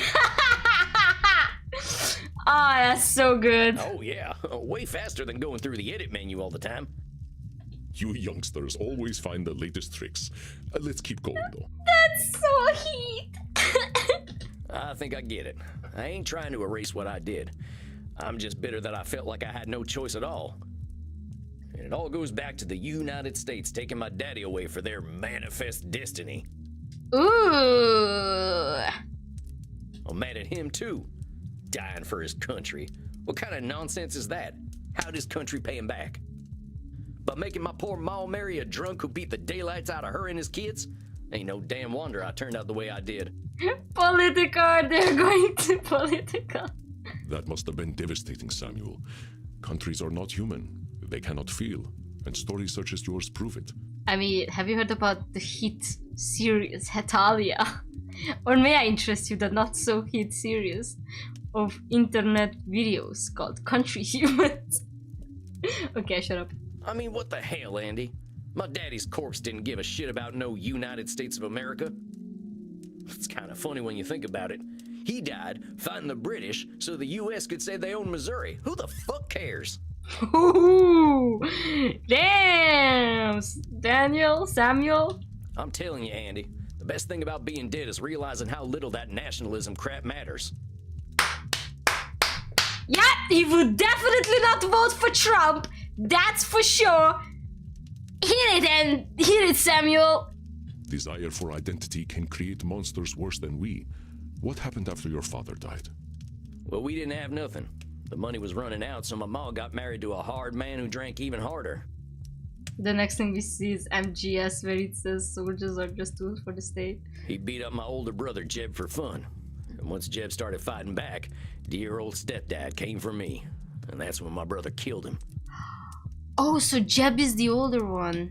It sounds like a tragedy from my own country's mythology. I am sorry that such a thing happened to you, Samuel. Your brother was brave. Own country's mythology?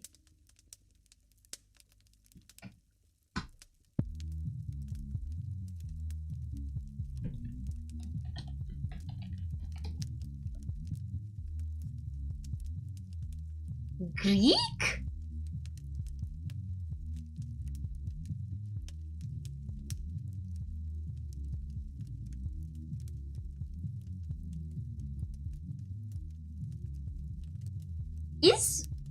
Is Andy Greek?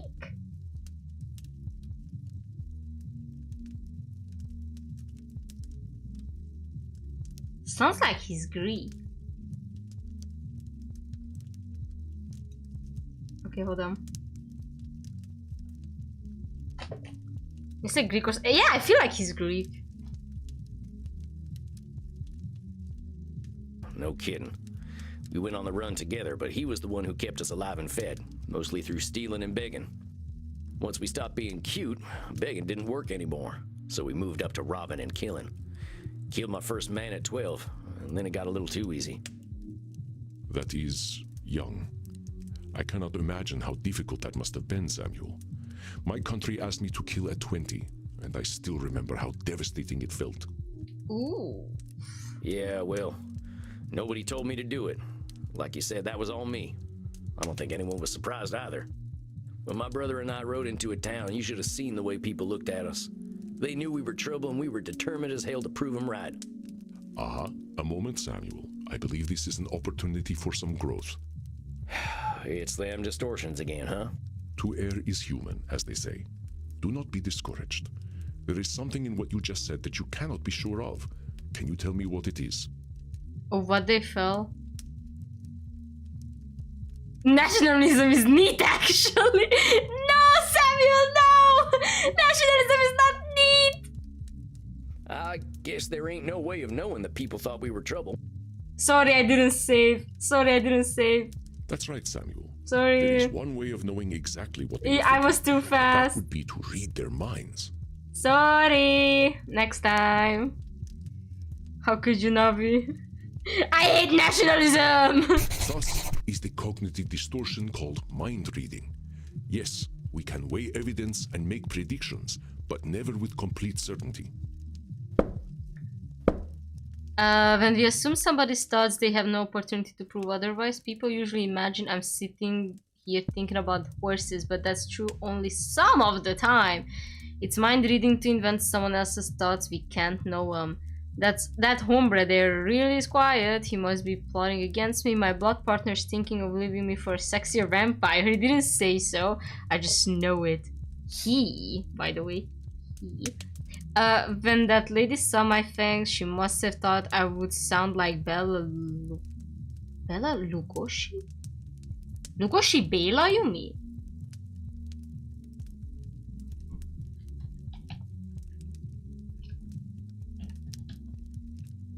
No, never mind. Yes, it's Bela Lugosi Bela. Yes. Yeah, he was an actor in America, but he actually had a role as a vampire. Yeah.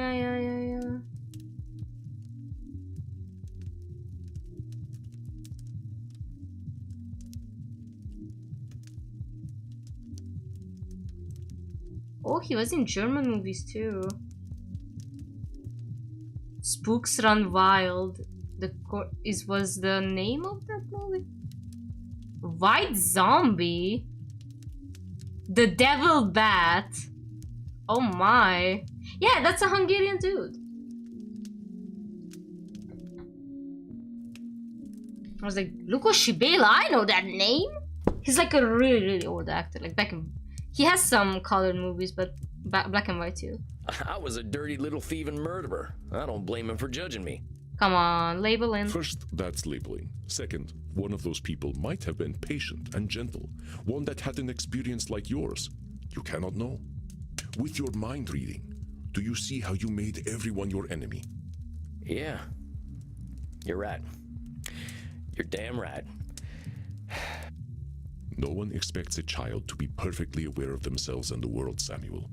Remember, start with compassion for yourself. Here, let us do an exercise to help you recognize mind reading. Damn, why are the voice lines cutting off? Jesus Christ would have disliked the idea of anal intercourse.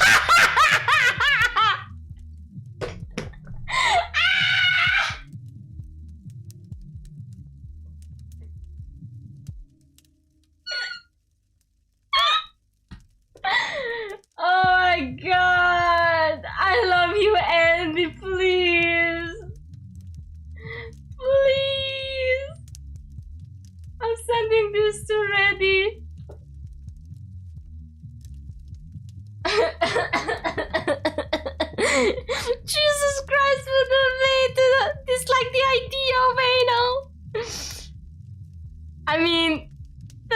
Crimson is upset with me because I forgot to take out the garbage. I know because she told me so.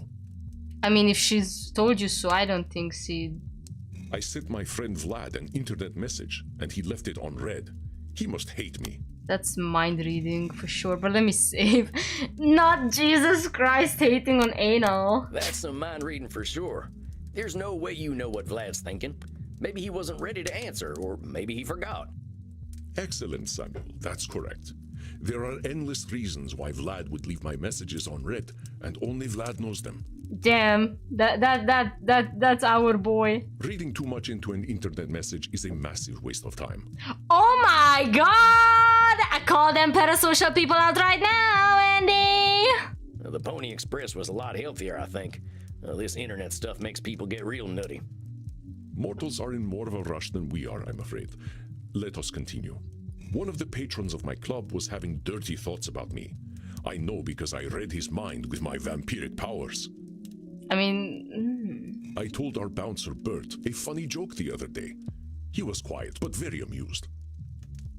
I mean... You did not find all the instances? Yeah. Jesus Christ would have disliked the idea of anal intercourse. I wanna try this. I know that's mind reading right there. Unless you asked Jesus Christ himself and he told you, there's no way you'd know how he feels about butt sex.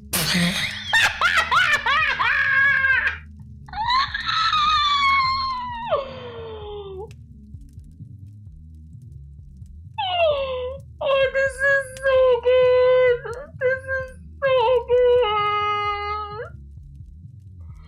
Oh my god! This game is so good. God! Whoever wrote this, you need to get a raise. Very good, Samuel. Many in my time have claimed to know the mind of Jesus Christ, and none of them have ever even met him. I beg your pardon! Welcome, Sifo. Have you ever thought about what Jesus thought of anal sex? Well, don't mind read it. You'll never know. Unless there's gonna be a second coming and he's gonna be like, my man, my children, all of you must have gays. Okay, sorry. I was getting out of hand. You were there when he was kicking around. You ever meet him?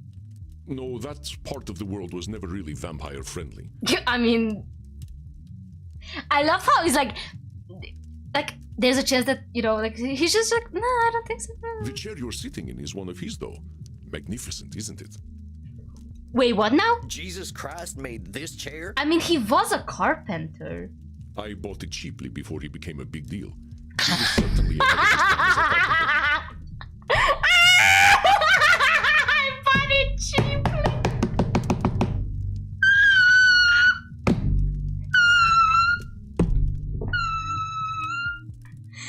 Lamau, dude! Lamau! Dang. Now I feel awkward sitting in this thing. It's more than 2,000 years old, Samuel. It is still just a chair and has experienced millennia of past wind. Don't worry about it. Where is Andrew the pet? Andrew! Andrew! We're having the religion. I mean, is it Andrew on Discord? Crimson is upset with me because I forgot to take out the garbage. I know because she told me so. I mean, if she told you so, why would this be mind reading? I sent my friend Vlad an internet message. One of the patrons of my club was having dirty thoughts about Should I me. try this one? I know because I read his mind with my vampiric powers. I'm gonna try this one. Wait just a sec. That's definitely mind reading. Yeah, no. It was not mind reading. So is it Bert? But that's such a... I told our bouncer Bert a funny joke. How the heck would you know if Bert was amused by your jokes? That's clearly mind reading. You are correct, Samuel. No one knows what Bert is thinking. No one knows what Bert is thinking. I like to think he dreams of butterflies. But who can say? Bert is giving pyro energy from TF2. I don't think he's thinking of butterflies. Then you are mind reading, Samuel. Let Bert be Bert. Damn, we should ask Bert what he's thinking about. What's Bert thinking about? Yeah, I guess so. I believe you now understand that mind reading may have closed the door on some opportunities for you. I suppose. I can't really know either way, but I guess that's the point of all this. Knowing what's real and what's not. Exactly, Samuel. So tell me, what happened to you and your brother? You don't know already. I thought we were famous Wild West outlaws. They called us the Handsome Boys on account of the fact that we were young and good looking. I think we made as close to a living as possible while keeping up a life like that for some 35 years. They stopped calling us the Handsome Boys eventually. Mostly they just called us those two sumbitches. Sumbitches. Jeb and I married a pair of sisters, even talked about settling down in some kind of fashion. Oh.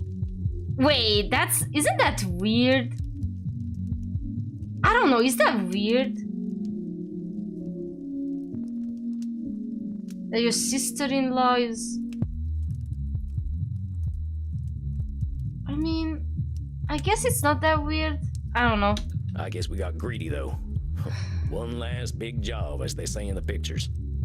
Met this fella in a saloon who'd heard of us. Went by Ernie. He said he'd help us take down the Pioneer Missouri Bank. A take of $30,000, split 3 ways. $1,000? That's about $1 million in today's dollars, but that kind of money was unthinkable back when. We got the money all right, but my brother got shot in the head. Dead before he even hit the ground.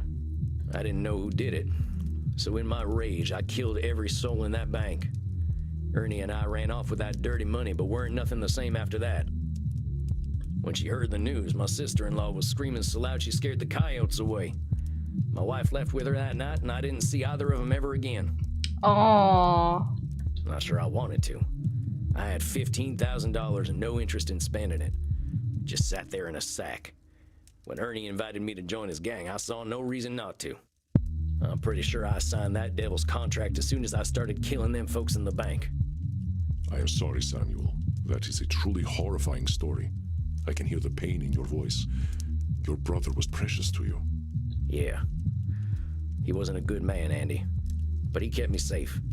Without him, I knew I'd be doomed. I was certain I had no choice but to join the Mystic Bastards. Yeah, I know. Cognitive distortion. I know you know, Samuel. A new one, but I think you can identify it on your own. What is the cognitive distortion you are displaying now? I was not sure of my fate.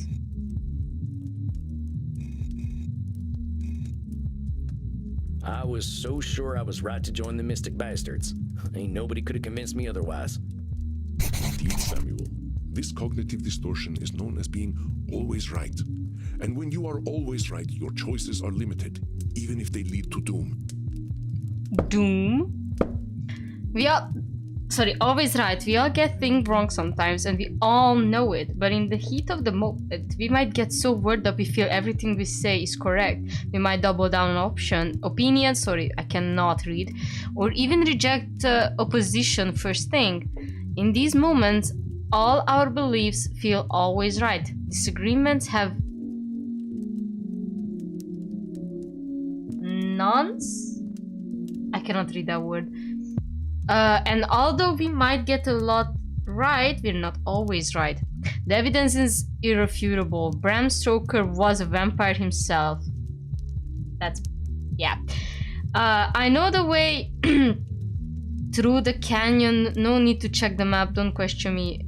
Blending in with mortals? I've done that for years. I know what I'm doing and I don't need changing now. We become so convinced that only we have the appropriate perspective, even in a world of infinite possibilities. One would expect immortals to be immune to this distortion after seeing their beliefs challenged over generations. But we are just as susceptible to being always right. Yeah, you know who's always right. That's almost everyone, I think. Like, Signora is definitely showing always right. Eddie is showing all of them show always right, actually. They all believe that they are right. Let's try some examples so you can identify when I am always right. This is something that all the vampires exhibit in this game. I have the experience of ages. My authority cannot be questioned. I think this is straight up. Okay, Boomer. This game! Excuse Excuse me? Now, just something I hear the kids say when old mortal folk are acting like they're always right. Bro. Oh, this game is so good, chat. The folks born after World War II are real good at destroying the world, but they assume age leads to wisdom. It ain't necessarily so. What the hell? That was a low blow. Imagine calling a 30,000 whatever year old, no, 3,000, a 3,000 year old daddy boomer. Lord, that's great. Oh, that's so heat. You are always right about that. Well done, Samuel. With my multi-generational economic expertise, I am confident that market conditions will result in mass layoffs in the next quarter. Ooh. He ain't wrong. Shots fired like pew pew. He's not wrong. So do you think this is... It did happen? I'm gonna skip this one and look to the next one. I know that turning another into a vampire inevitably results in resentment. I mean, you don't know that. Maybe the one you turned actually needed that shit. That sounds like you're always right. I know a lot of us vampires ain't too happy with our lot in life, but we ain't always resentful. That is correct, Samuel. Of course, we must be careful when choosing whom we turn and when. Choosing to live forever is not a choice casually made. It ain't usually a choice at all. But we will endeavor to break that cycle, my friend. We have enough clients already without having more resentful immortals running around. Let us continue. I know for a fact that vampires become misanthropic as they age. I do not need your perspective. What is misanthropic? I know that this is definitely an always right moment, but what is a misanthropic? Please, I don't know that word.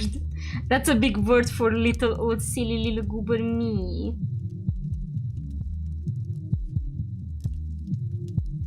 And I would know, I like to use the word tantalizing on a daily basis sometimes.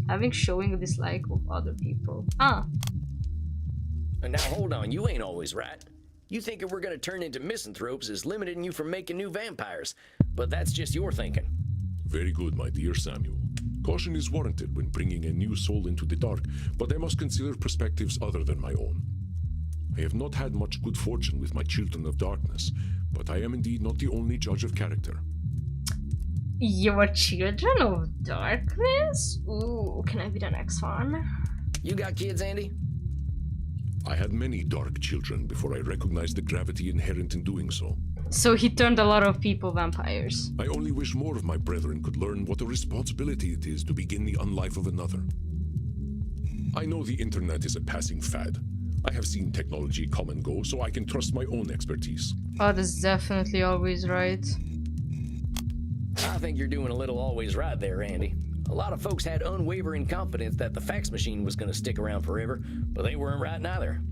Truly, I still use my fax machine. It is the preferred mode of communication among vampires here in Germany. They still use fax! Heck, I guess that just proves no one is always right about technology. I think I get it, boss. If I had found folks to listen to, other than myself, maybe I wouldn't have joined up with Ernie's gang. Perhaps, perhaps not. Oh yeah, You had plenty Japan. of reasons for making the choices you made. Reflecting on them is what helps us to grow. Yeah, I'm a lucky fella all in all. I did some stuff with those vampires that I was pretty sure erased any humanity I had left, but I was wrong. Them transcendentalists I hold up with were ready to help me no matter how nasty I was. And I know I've done a lot of thinking on my own, but I owe them everything. I've done a lot of thinking on my own, but I owe them everything. Is that so, Samuel? Oh, he's There's no counter or disqualifying the distortion there. positive. You did a lot of good too, Samuel. It's my old favorite sneaking up on me, disqualifying the positive. I did plenty of work on myself. That's right, Samuel. And why were the transcendentalists able to help you? We just went over it tonight. Because I wasn't blaming, I wasn't mind reading. I wasn't always right. I wasn't mind reading, I guess.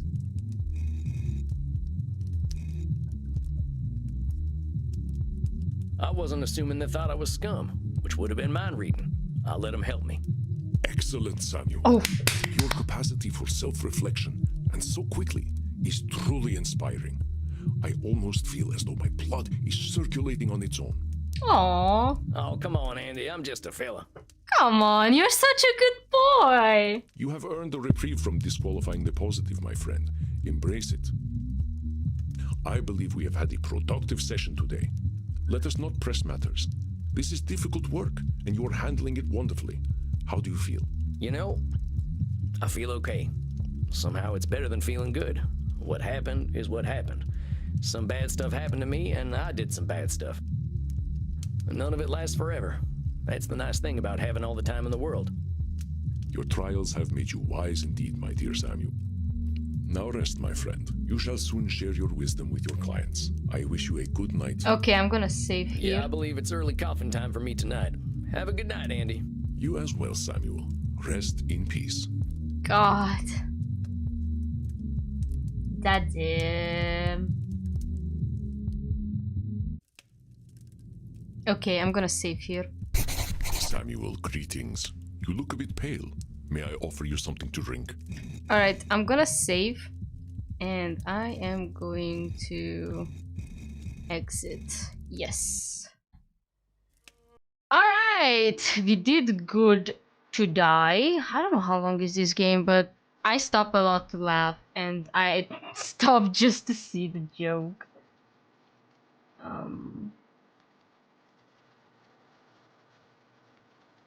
I love how people join our Discord server and they leave. Like they're scared. Or they read the rules and realize that they're, well, two children to be here. In which case, I respect them. Alright, gang. I am going to go take like a 10-minute-ish break. Most likely. And then I'm going to be in a Discord call. If somebody wants to join, I want to play some Dress to Impress. If somebody wants to join me, I would be more than happy to do so. Like play multiplayer. Or if you guys just want to hang out, that's also really cool with me. So yeah, thank you for joining me tonight. Please subscribe. Please follow me on all my social medias. Check me out. If you're an adult, join our Discord server. We are cool people. And this Sunday I'm going to play some Lethal Company with friends. So if you want to see some hectic things happening, make sure to drop by in 2 days. And yeah. This was the Navillian channel. Back with another banger. Back with another donut from Krispy Kreme. Thank you for streaming, Navi. I hope you have a great day. You play great. Oh, thank you. I'm just a dumbass. I have to reload a lot of times because I'm stupid. But thank you for saying that. I like visual novels a lot because I don't have to, you know, put too much clicking around and everything. But yeah, thank you, Ashley. It means a lot to me. Alright, everyone. Let me try to make a heart. God damn, hand tracking, do it. Trying to make a... Good enough. Alright, I'm gonna go out. Thank you guys for coming. Have a wonderful night and get therapy if you need to. We love you so much. Bye!